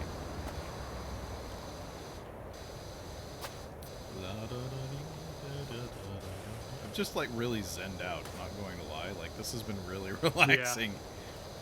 Also, What time is it? it is 9 o'clock. Really? Already? Yep. What? I've been doing this shit for 3 hours? Yep. Oh my god. What happened to time? Time flies when you're having fun. Holy moly. I don't even know if I could qualify this as fun. It's just been, like, occupying my brain space, you know? Hey, let me tell you something, man. Uh-huh. I still, right now, feel like it wasn't that long ago that I first got out of bed today. I still feel like I first got out of bed like 2 hours ago. But that's not correct because I got out of bed 12 hours ago. So, yeah, I get what you're feeling. The older you get, the faster time feels like it's going. It's bullshit. Well, it's just, I think as you get busier, it feels like it. Mm-hmm. That and also your brain starts to contemplate the passing of time a little differently as you get older. Really? As far as I understand, that seems to be the case. Like, it's weird because time Is an illusion. yes. I was going to say time actually doesn't move at the same pace for every creature. What? This is true. I don't know if you So you're saying I'm a time lord? so you know how Not even gonna deign that with a response, huh? Alright, I see how it is. sure, you're a time lord, there you go. Yay! I was gonna say, you know how they say like, you know, you leave a dog outside for a few minutes to them it feels like an hour. The reason why they say that is because dogs actually perceive time slower than us, Awesome. and so, and that actually is a very literal way to put it. Like they actually, in our perspective, they basically view the world in slow motion. So you're saying Boomer is Neo? Yes. Awesome. In fact, I think from my understanding, dogs actually view time, they perceive time 25% slower than humans. So basically, Dang. if you go on YouTube and look up a YouTube video and set the speed to 0.75, you are watching the video at the speed that a dog would see it. That drives me nuts. Which you would think that doesn't make any sense because you're like, but time moves at the same pace for everyone, which is actually not true. It only moves at the pace that your brain processes it. Yeah, it's all perception. Yep. So, in a way, you can kind of say, well, maybe that's also a reason why time moves faster when you get older, because the way your brain processes time is kind of changing as you get older. You know what I mean? Maybe. It's weird stuff. So remember that, kids. Whenever somebody's performing better than you at school, just say, it's not fair because they're experiencing time better than I do. And also, Maz. Your teacher's sure to believe it. And also, Maz said he has discovered the peace. Yep. Like legit, I've just zenned out and I'm just kind of like, oh yeah, I'm just gonna see some stuff over here, gonna blast it with water, and then just keep on going, you know? Mm-hmm. It's one of those games you just keep on trucking, you know? But yeah, that's actually another reason why dogs are able to react so fast. Not only because they just have they're really good at perception, you know, they're really good at like noticing things, but because that they are seeing things moving at a slower rate than you, they can catch things a lot quicker than you can. That's why it seems like, you know, when you're like playing, you know, like when you're chasing your dog around and they want you to chase them, it seems like they start moving before you even register movement, because they see the movement before you even realize you're about to move. Because they see you moving slower. Are you sure dogs aren't superheroes? In a way, it is kind of a superpower. So it kind of sounds like they're super powered. Yep. So what does that just make cats? Do they experience like life at like 25x or whatever? I think so. Yeah, I'm pretty sure that cats perceive time slower as well. And from what I read online before, the smaller the dog is, the slower the time will be perceived for them. Oh, so that's why they're little yipping bastards. Yep.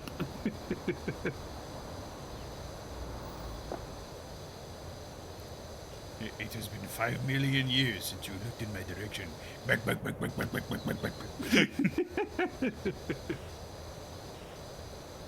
How dare you not look at me for that long? Yeah, now I'm just picturing dogs as like Gandalf. They're just time wizards. Yeah, they're just... You shall play fetch! You may throw the ball, but you may not take it. You're not taking the ball. Only throw. Oh, God. Then why the hell does my cat sleep for 20 hours a day? Does she think it's 60 hours?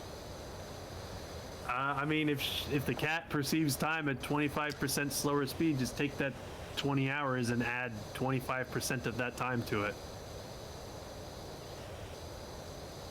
That just makes it sound like cats are even lazier than we already think they are.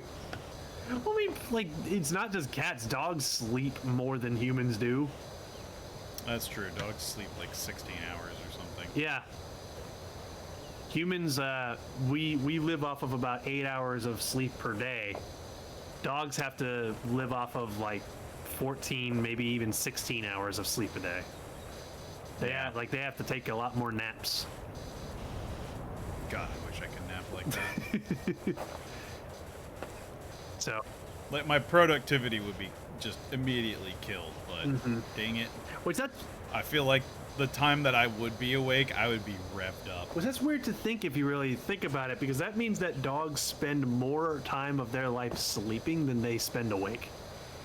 Yeah, well, that's why they gotta make every moment count, you know? Yep. It also explains why when they are awake, they're so full of energy. Yep. God, I wish I could bottle up the energy and use it myself. Sorry, inhaled something weird. Since both cats and dogs are predators, that might explain why they experience time at a slower rate, so they can see muscle tension and directional leaning, so they can react accordingly. Yeah, pretty much. Yeah, makes sense to me. That's why, again, that's why I was saying earlier, like, if you're chasing your dog around, your dog wants them to chase you. That's why they start running away from you before you even personally register that you're about to move. So, like, that's why whenever you start chasing them around, it feels like they started moving before you even started moving. You know what I mean? Mm-hmm. Because they saw it coming before you even thought it. Because they can see it. Because still sounds like a superpower. It is a superpower. It basically is a superpower. I mean, dogs can do so many things that humans can only dream of doing. Like, have you heard about how sensitive their sense of smell is? It's nuts. Yeah. Like, their sense of smell is something like what, 500 or 600% stronger than ours. Like, it's insane. Yep, and they can use pee to communicate. Yep, that's their social network.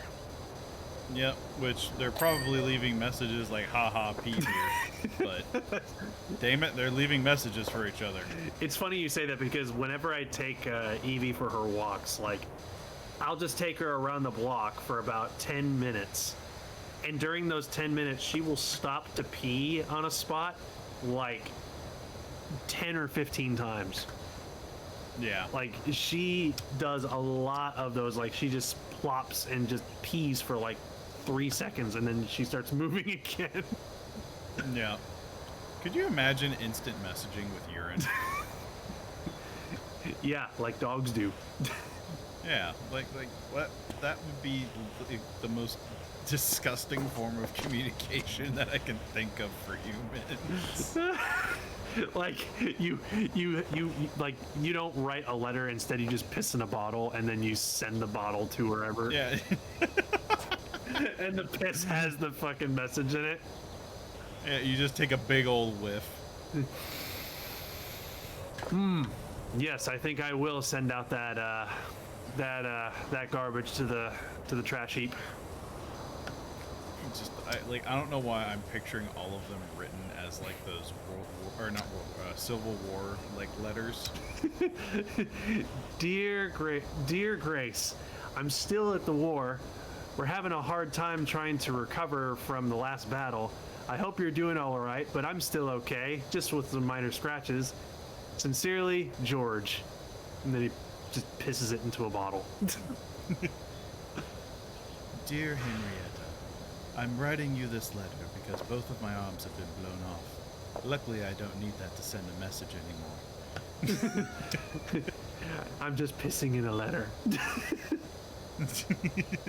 Also, hey Baku! Hey, Bagu, you came in a weird spot. Yes, he did. He says, okay, just how satisfying is this? Very. Oh, absolutely satisfying. Yep. And we were talking about the ability to send messages to people by peeing. You know, Yep. like dogs do.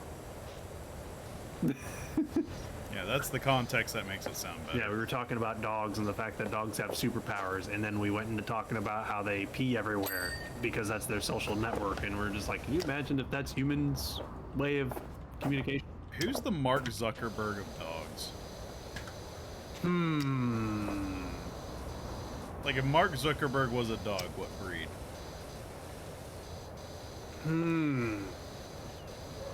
That is a great question. Yeah, that's a question I never thought I'd ask.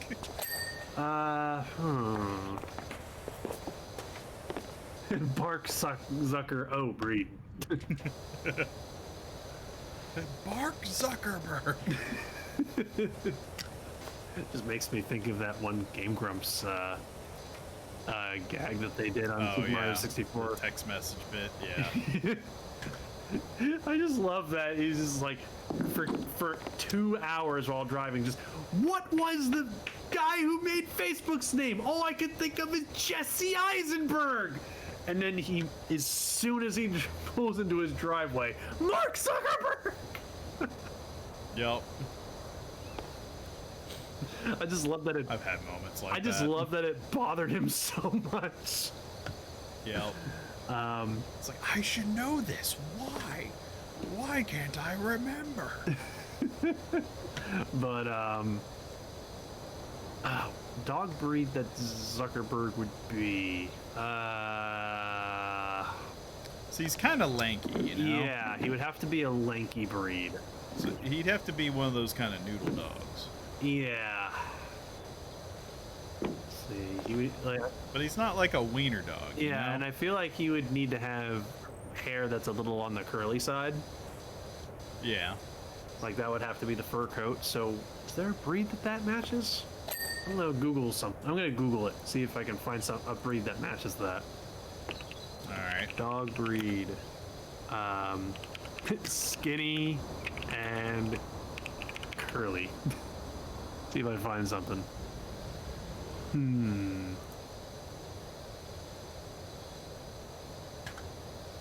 Let's see.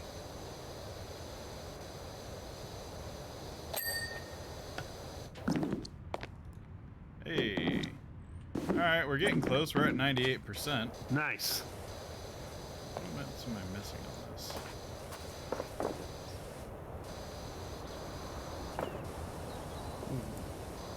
Here we go. Skinny dog breeds. There we go.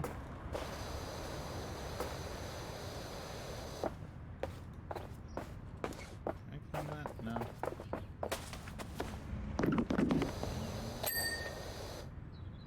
No? Okay. else am I missing? So I know there's this little climby pole over here.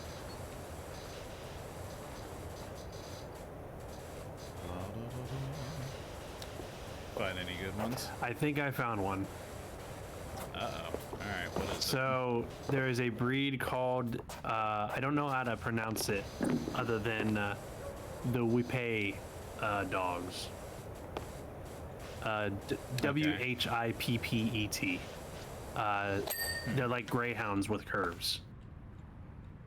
Oh my. And I just had one look at it, and I'm just like, yeah, I could see Mark Zuckerberg being this breed. But there was one part about the breed when I was reading about it that kind of caught my attention, and I was just like, yeah, probably Mark Zuckerberg, because it says they enjoy spending time with you and getting to know you really well, but they don't make good guard dogs. Sounds like Facebook. It's like, yep, that's Mark Zuckerberg. Yeah?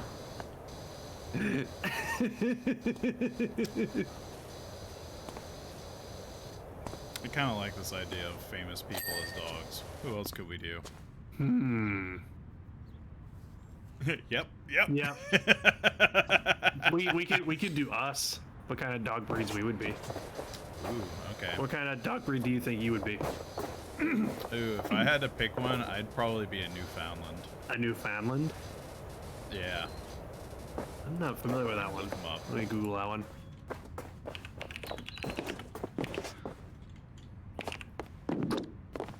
Newfoundland dog. There we go.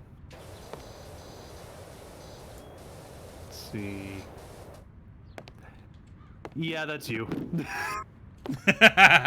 Just one look at it, and I'm just like, yep, that's the one. No hesitation. No hesitation, that is you. 100%. What would I be? Baka says, I could see Naza being some sort of terrier. Yeah, I could see that. I could definitely see myself being a terrier. Cargo net. Oh, wait, that thing? Wolf says he'd be a husky.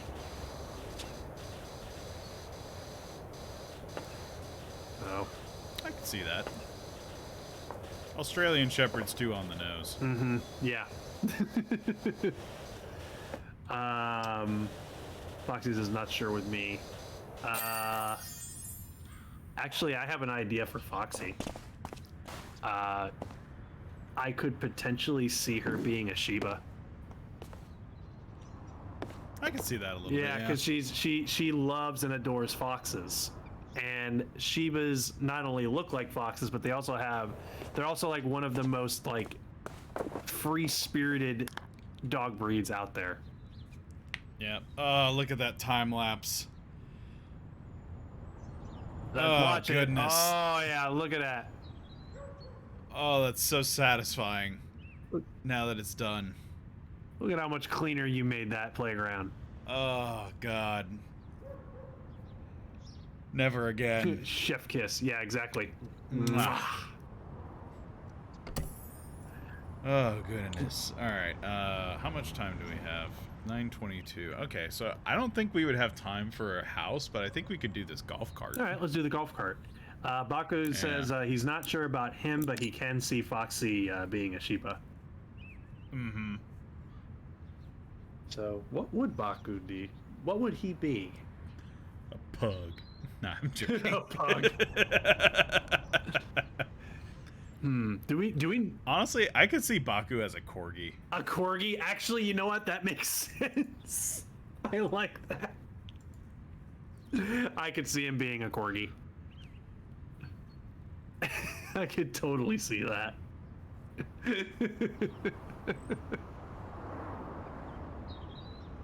Alright, what do we got for the golf court here? Oh, this is the mayor hiring us. Alright. I need you to clean my sorry golf cart. You might have heard about my poor cat Ulysses going missing. We're all frantic with worry, what with the ceremony just round the corner. I swear I saw him on the golf course frolicking on the lily pads in the lake by the 13th. par 3, but I always get a birdie. By the time I realized it was just as boisterous carp, it was too late. I slammed on the brakes and went tumbling down the slope head over tail. Don't worry, Doc's giving me the all clear. Said they'd never seen anyone recover from such a minor incident in so little time. But the cart needs a hose down. Alright. Alright. Sounds good to me. What dog breed would Moz be? German Pinscher. German Pinscher. I don't remember what German Pinscher. Yeah, I can see that. Like, I had to look up a picture to remind myself what they looked like.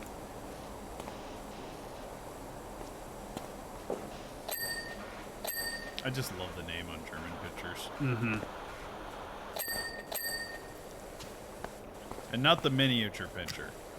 No, the big one. Yeah, the full-size pinching. Yep, 100% unbridled pinch.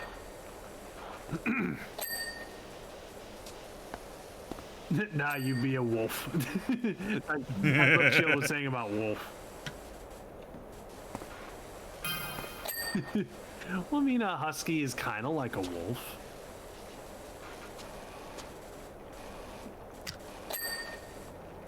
The fuck is a German Pinscher? Just Google German Pinscher. They actually look a lot like German Shepherds in a way. Yep. So, but they're a lot lankier than German Shepherds. Yeah. So it's either that or a greyhound. No, or wait, greyhound? No. What's the really big dog? The really, really big dog? Yeah, the really big one. That's kind of the biggest dog I can think of off the top. Great Dane. Yeah, That's the one I'm about thinking to say, like, the biggest dog I can think of off the top of my head is Great Dane. Yeah.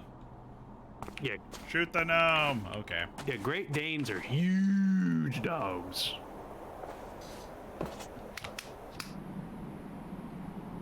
Come on, gnome. I need you to get off the workbench.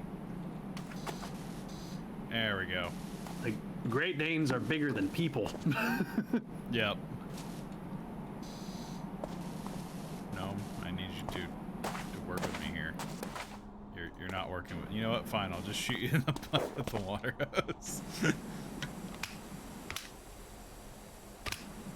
Wait, I have a woogle. Oh yeah, this is the super nozzle. It's got the little woogle to it. Boss says, I mean, I ain't lanky, I'm tall and meaty.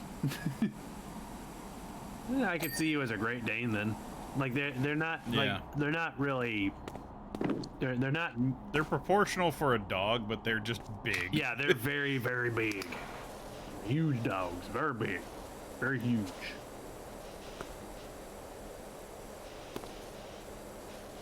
Trying to think of other big dog breeds, because Great Pyrenees.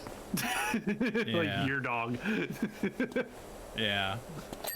But she's not a pure Great Pyr. She's we're pretty sure she's a pure retriever. Right. But she's still got the size of a Great Pyr. Yeah.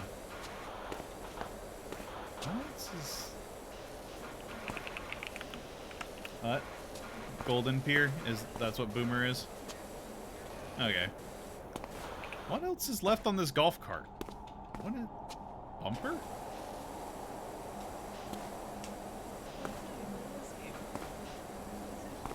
That's no fun. There it is. Oh, yay. Great Danes are usually fiercely loyal, aren't they? Yeah. Maz is trying to account for personality too. Yep.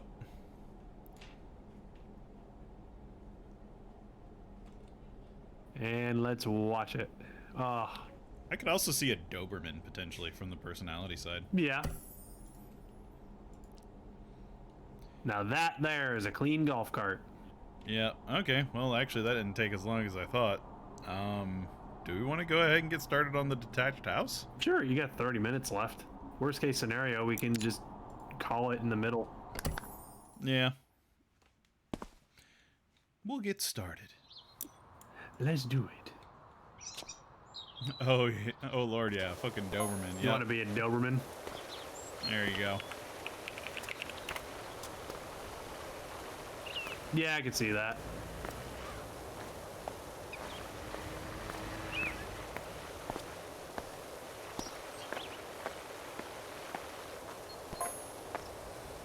Gotta clean that driveway. You might notice some odd, super weird, creepy sign on the outside of the house. It's nothing to worry about. According to Jenny's research, they're written in Enochian, which is an ancient angel language. What? Hang on. What? Is there some weird, like, cult lore with this house? Now we have to go check it out. Yeah. Does that explain why it's so freaking dirty? Yeah. So, like, it looks like somebody was playing Hangman. What are all these runes y'all are talking about? Is it like that up there? Is this a supernatural house? Is this house haunted? Potentially. Looks like somebody drew a little symbol over here. It's like a little tiny robot with a hat. You got little eyes. Hello. About some secret game lore? Maybe. I don't know. Some secret game lore about a cult Yeah. in a freaking PowerWash simulator. Yeah, why not? I've heard weirder things in games like this. Yeah. That would be great, though. Yeah. Like, I keep hearing, like, sound effects of, like, stuff that, like, doesn't belong to, so it's just kind of like, what the hell? Yeah, like you were saying, like, earlier, just like that wind in the distance just sounds off-putting. Yeah, and, like, I heard, like, a scooter, and yet there's, like, nothing driving by. Yeah, it is creepy. Like, they're trying to create, like, you know, ambiance of, like, oh yeah, there's people around, things are going on, and yet you don't see anything. Yeah.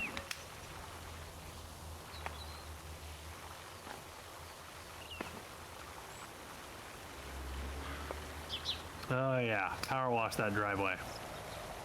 Yeah, this one's taken a little bit longer. The grime is definitely fiercer on this one compared to some of the other ones we've done. Sometimes it is. Yep, I'm gonna have to take my time with this one. Yeah, especially on the driveway. The driveway is usually when it is really, really bad because of all that dirty Yeah. rain that keeps hitting it. Yep, and then cars and other things grinding it in. Yep.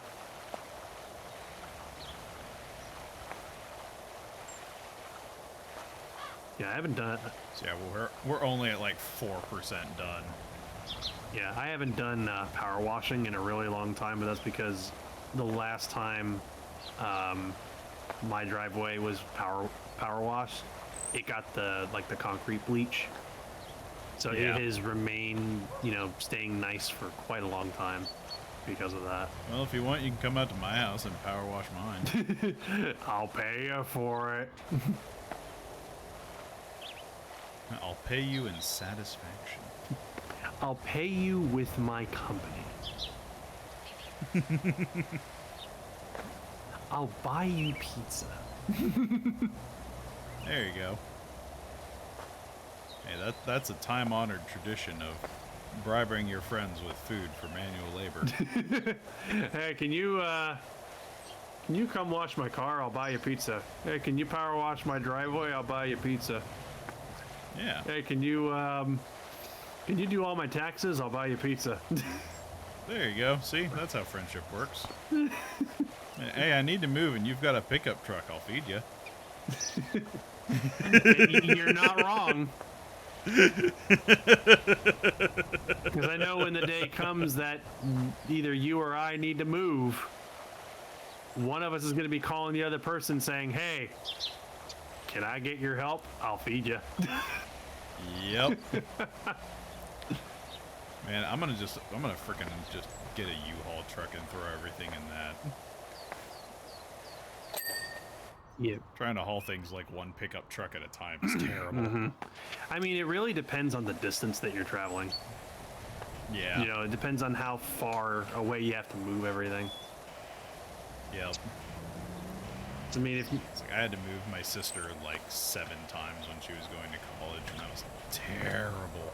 Yeah, moving sucks.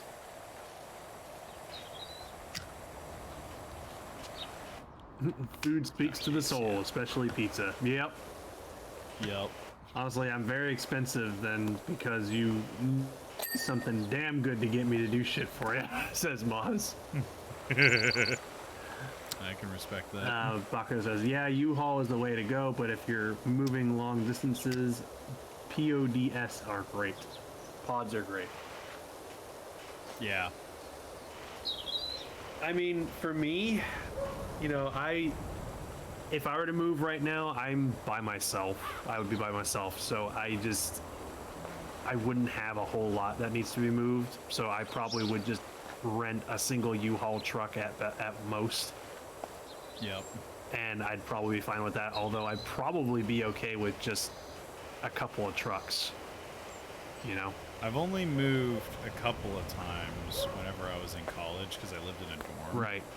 And I had one rule, and this saved me so much money and so much time.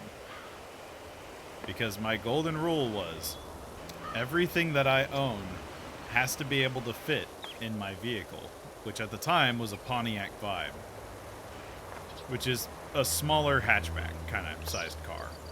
Mm-hmm. And so every semester, whenever I moved up to the dorm, I was able to fit everything by myself in my one vehicle. And it prevented me from buying all sorts of useless stuff I did not need and could not fit in my car. That is something that I wouldn't be able to do now at all.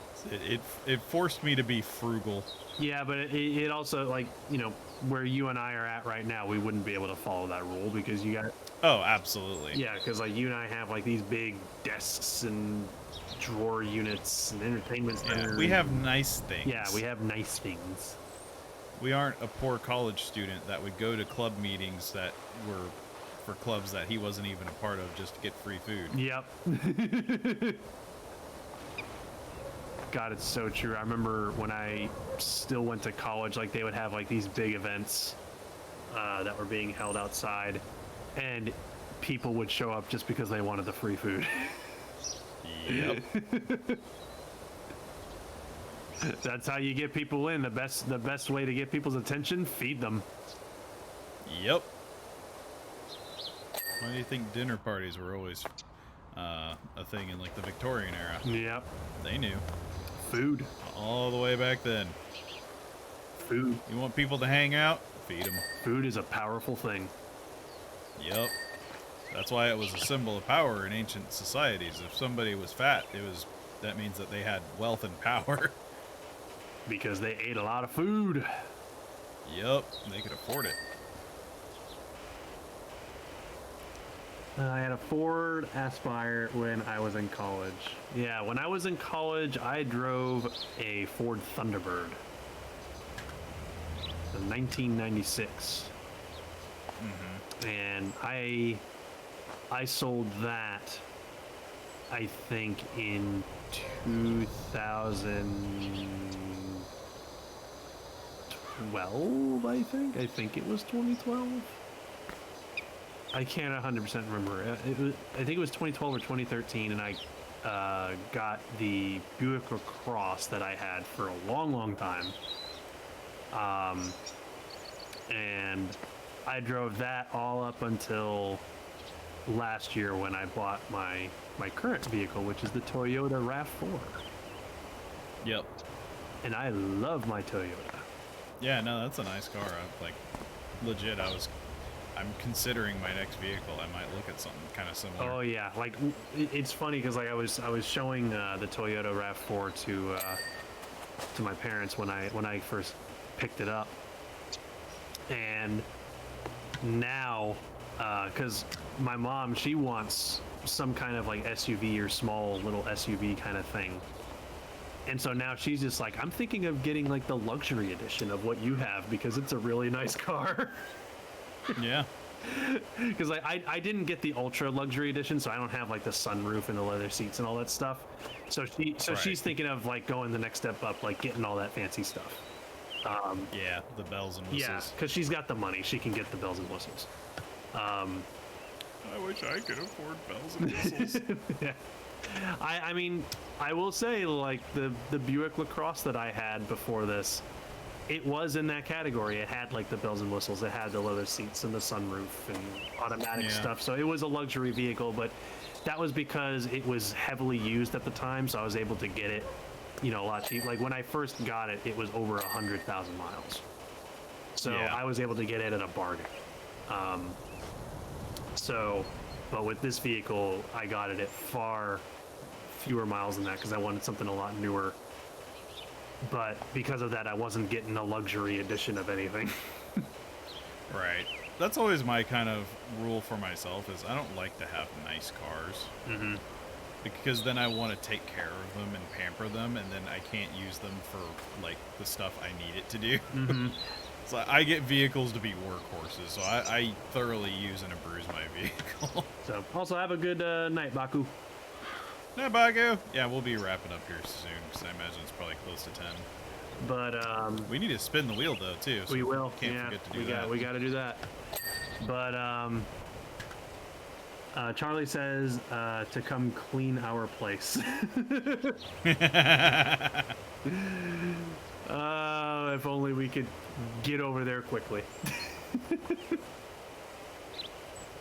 could always fly. Yeah, I mean, actually, yeah, you could fly over to where they live, and you'd probably be there in, like, what, an hour or two? Could you imagine that, an air nanny?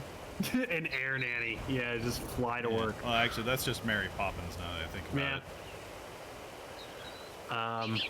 But I mean, you know what, like, even if I, like... Mary Poppins is endorsed by Nike. Air nanny. Air nanny, just do it.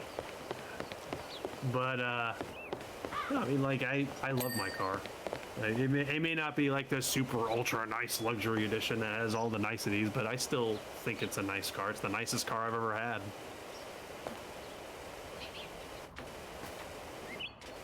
And it's got a rear view camera. Like, that was the selling point for me. Like, I was like, I want a car that has a rear view camera because I suck at backing up. I can understand that. As a nicety. Mm-hmm. I was like, that is the nicety that I have to have. What the hell is left in this darn railing that I'm missing? Did you shine already? I'm just gonna keep going.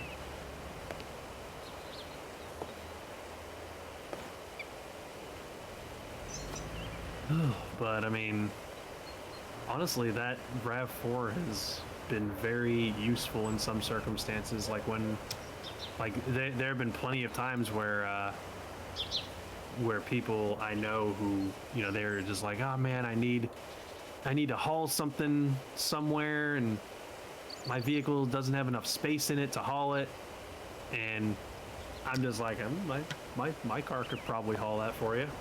Like I've got the space in the back, and he's like, you can haul that in there, and then just like I just put the seats in the back down, and he's just like, holy shit, you got a lot of room back there. Heck yeah, all right, cool, thanks. You know, yeah, like that car has come in handy these days because of that. Yeah. Meanwhile, my uncle has a bumper sticker on his pickup truck that says, "The only thing I haul is ass."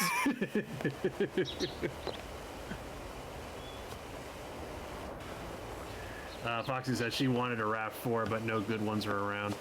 Yeah, RAV4s have actually started to become more in demand recently, so they're a little harder to find.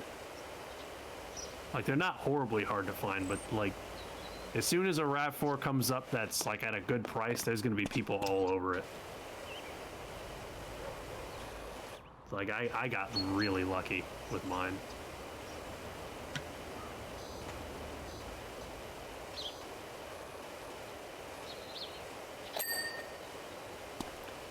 Is this all like one cohesive unit? Is that why it's not popping off saying it's clean? I'm gonna assume that all the fencing is like one cohesive unit. Yeah, I think so.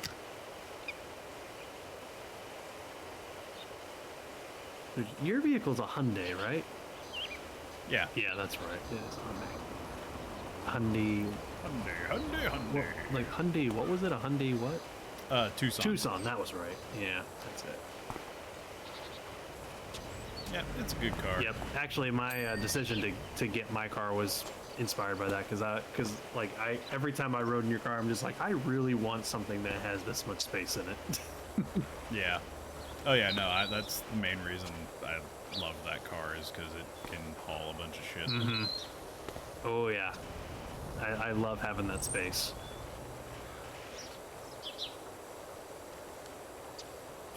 That railing was my bane. Yeah, no, it's just there's so many little nooks and crannies on it, so it's just kind of like, ugh. Yeah. Getting all up inside it and under it and around it and Right up inside it. get out of inside. Ooh. As I sat on the sofa just now, I heard a sigh-like sound. Spooky. Why is your couch depressed? Like, this game keeps on getting a little bit creepier. Yeah, it gets weirder and weirder as you go on. Yeah. I still want there to be like some secret deep lore, you know? That would be amazing if it did. Yeah, don't remind him of that, Maz. I don't think he wants to hear that. Remind me of what? The amount that you have cleaned so far. Oh, yeah. Yeah. No, I figured this one would be a right proper pain in the Batookie. Oh, yeah. But you know what? I'll power wash that too. The Patuki? Yep. That poor Patuki. Just blast it with 1,000,000 PSI. Oh god, like if ugh. The idea of getting hit by by anything from these power washers is horrible to me. It's like that. Oh yeah, it would sting. Sting is an understatement. It would literally start tearing into your skin. Potentially. Depends on the PSI, yeah.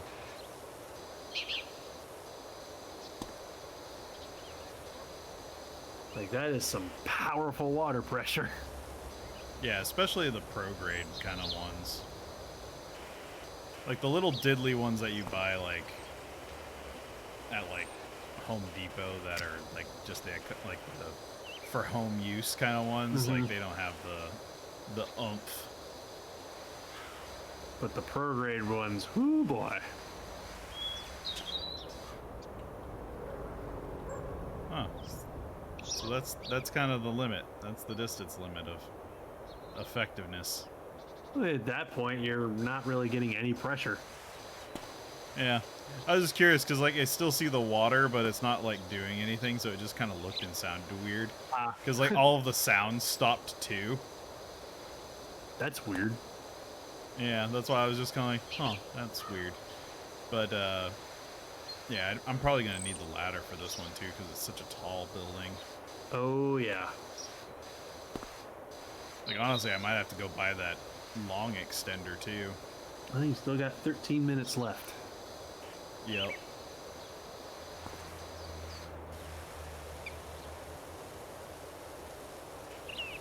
And we'll see what dents we can make in this one, and then maybe we'll pick it up some other time. Potentially. We shall see. Yes, indeed. Quite so.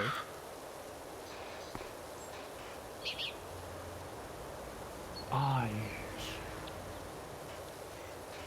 Just go around and start writing messages in this house. Like in the grime. yeah, that would be an amazing thing. Just you're power washing, and there's just one surface that you don't clean, and you just write a message in it. Also, people have been quoting some stuff from the stream tonight. I'm gonna Oh, really? I'm gonna go ahead and read some of these quotes. Here's one that says, "As soon as you lock eyes, you'll do more than battle." That was you. Darn right. Actually, yeah, most of these were you. There we go. Dry me like one of your French girls. That was de Magnus. Awesome. There we go. Oh, did you write a message? Bum was here. Yeah. Yeah. Bum was here. I'm over here wiggling my mouse up and down for hours on end. And then finally, I know I didn't give a shit.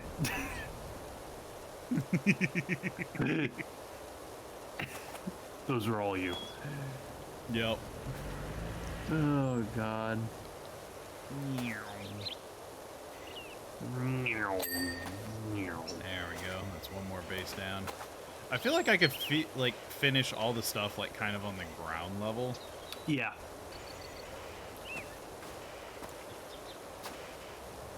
Because you can reach it easily. Yeah, and also it just feels like it's not as like super grimy as like the house itself. Mm-hmm. Like the house is just baked on. Yeah, the house has got some serious dirt going on, some serious smudge. That's because it's got angel poop all over it, apparently. That's why it's so dirty. Angels have been pooping all over it. Yeah. You didn't know that angels are just humanoid pigeons? No, I didn't know that. Could you imagine if that was true, though? Yeah, they're just pigeons that shit all over your house. And then the Archangel Gabriel descended and told the prophet.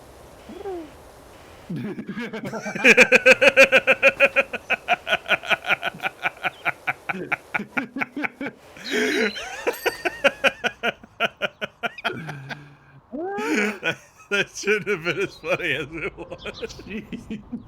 But like, I got this image of like his eyes are looking in the opposite direction. He's got like this shit-eating grin, and just like. And then the person's just like, "Oh yes, thank you. Your words are so meaningful. And then, Thank you for your divine providence." and then the archangel went to his followers and they asked, "What more do you need from us, archangel?" And the archangel held its head up high and said the following wise words.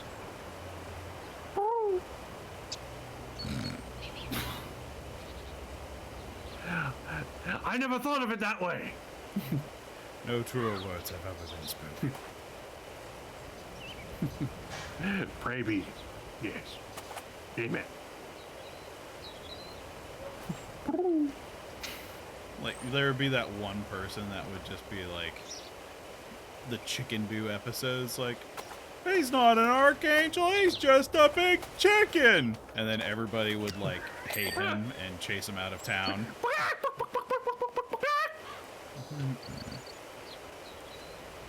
Oh, God. That non-believer. That just made me think of Family Guy. Just, "You're a great big phony. Yep. I haven't thought of that in a You while. don't know how to play piano. You're a great big phony." I wish I knew how to play piano.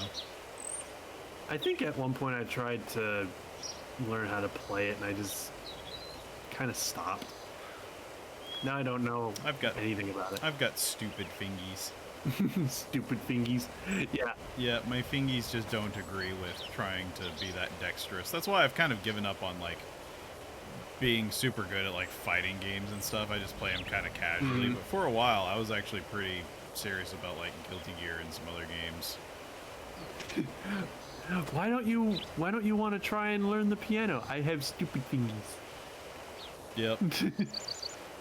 My fingies, they no listen. I tell them to do and they go bling bang bong bong blank.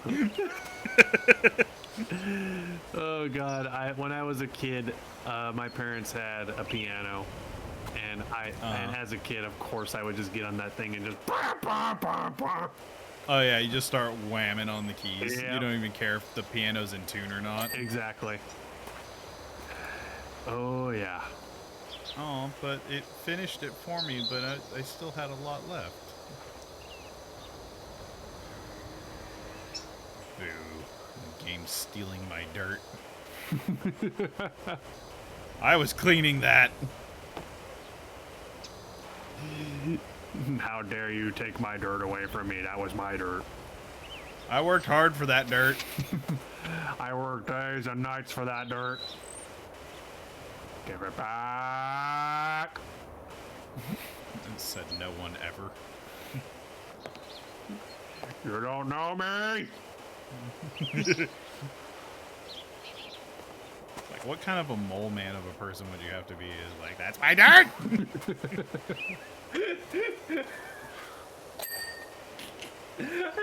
That just makes me laugh.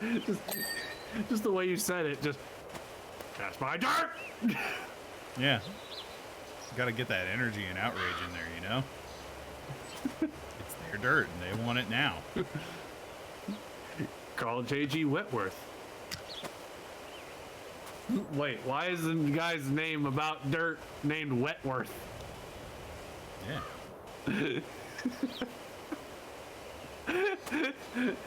Call 877 Dirt now. Call JG Wentworth. Yep. Oh god, that's so dumb. Point. And another area down. D&D character idea.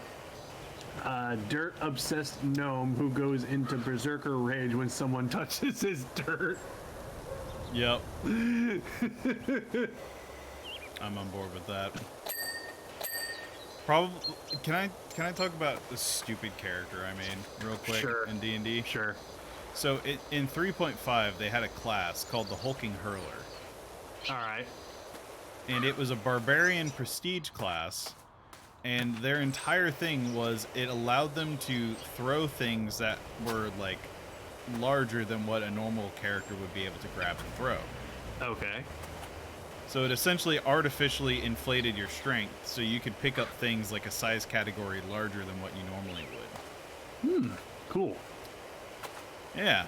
So, of course, I decided to do the stupid thing, and I wanted to play the smallest creature possible. And so I made a gnome hulking hurler. And so he was like able to pick up like ballistae and just yeet them like 60 feet. He would just pick up like siege bolts and just yeet them at stuff. Oh, look at this tiny little gnome. He's so adorable. Call me adorable again and I'll throw this at you. Yep. And it was even better because at one point, because we were playing a prefab campaign, like one of the ones that was written by Wizards of the Coast, and there were gauntlets of ogre strength in the module. And so I had a gnome with 19 strength. Oh my god. And it was amazing. Oh my god. It was so much fun. Oh god, I always end up coming up with more and more character ideas. Like I recently discovered that Unearthed Arcana has a race called the Owl Folk. And Is Unearthed Arcana like by Wizards of the Coast, or is that home? I don't know what Unearthed Arcana is. I just know that it is used in some official means, but it's like not. Yeah. It's not standard array, I guess. It might be like alternate like ideas or variant. I guess stuff. I'm not sure 100%. Bub probably knows, Yeah. but I just know when I found out about the Owl Folk, I was just like, I want to make a character that is a owl man because that sounds amazing. Yeah. Kind of sounds like whenever I heard about the penguin race. There's a penguin race. Yeah, apparently I heard that there was a penguin race. It might be homebrew though, but somebody made a penguin race. Unearthed Arcana is from random people from Wizards who got an idea, wrote it down, and put it up. Okay.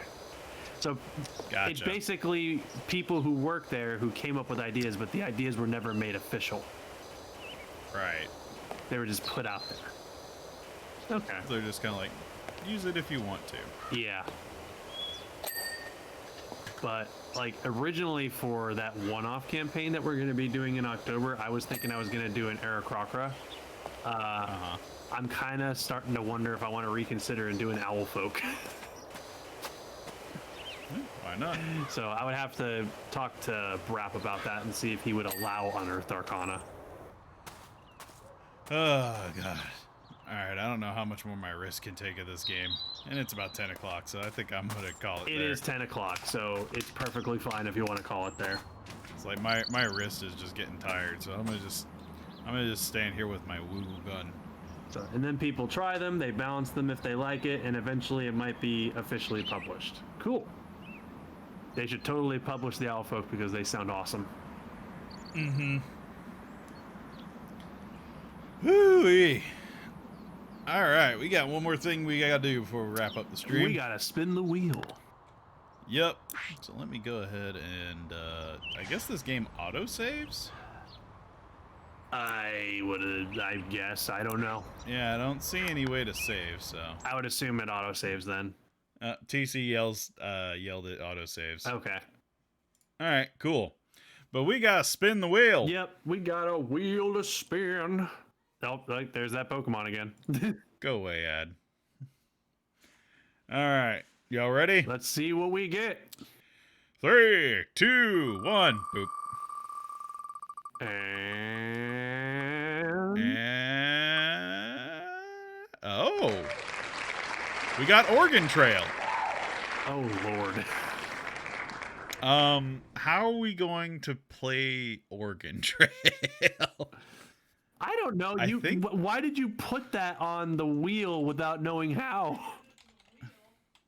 I put Oregon Train. Also, I imagine there's the Oregon Trail game online. There we go. Well, you could either do Oregon Trail or you could do Oregon Trail.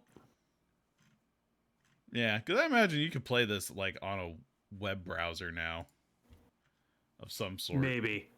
Also, that wheel. But nothing else. I do have Oregon Trail as in the zombie apocalypse one. Yep. On Steam. I do want to. So maybe we'll do both if we can. I do want to point out that it was extremely close to landing on I want to be the guy. Yeah. It was right on the edge It was of it. very close. It was right at the edge of it. Yep. Oh, man. All right. Well, looks like we're going to be playing Oregon Trail next week. Hell yeah. I've been waiting to die of dysentery. Yay.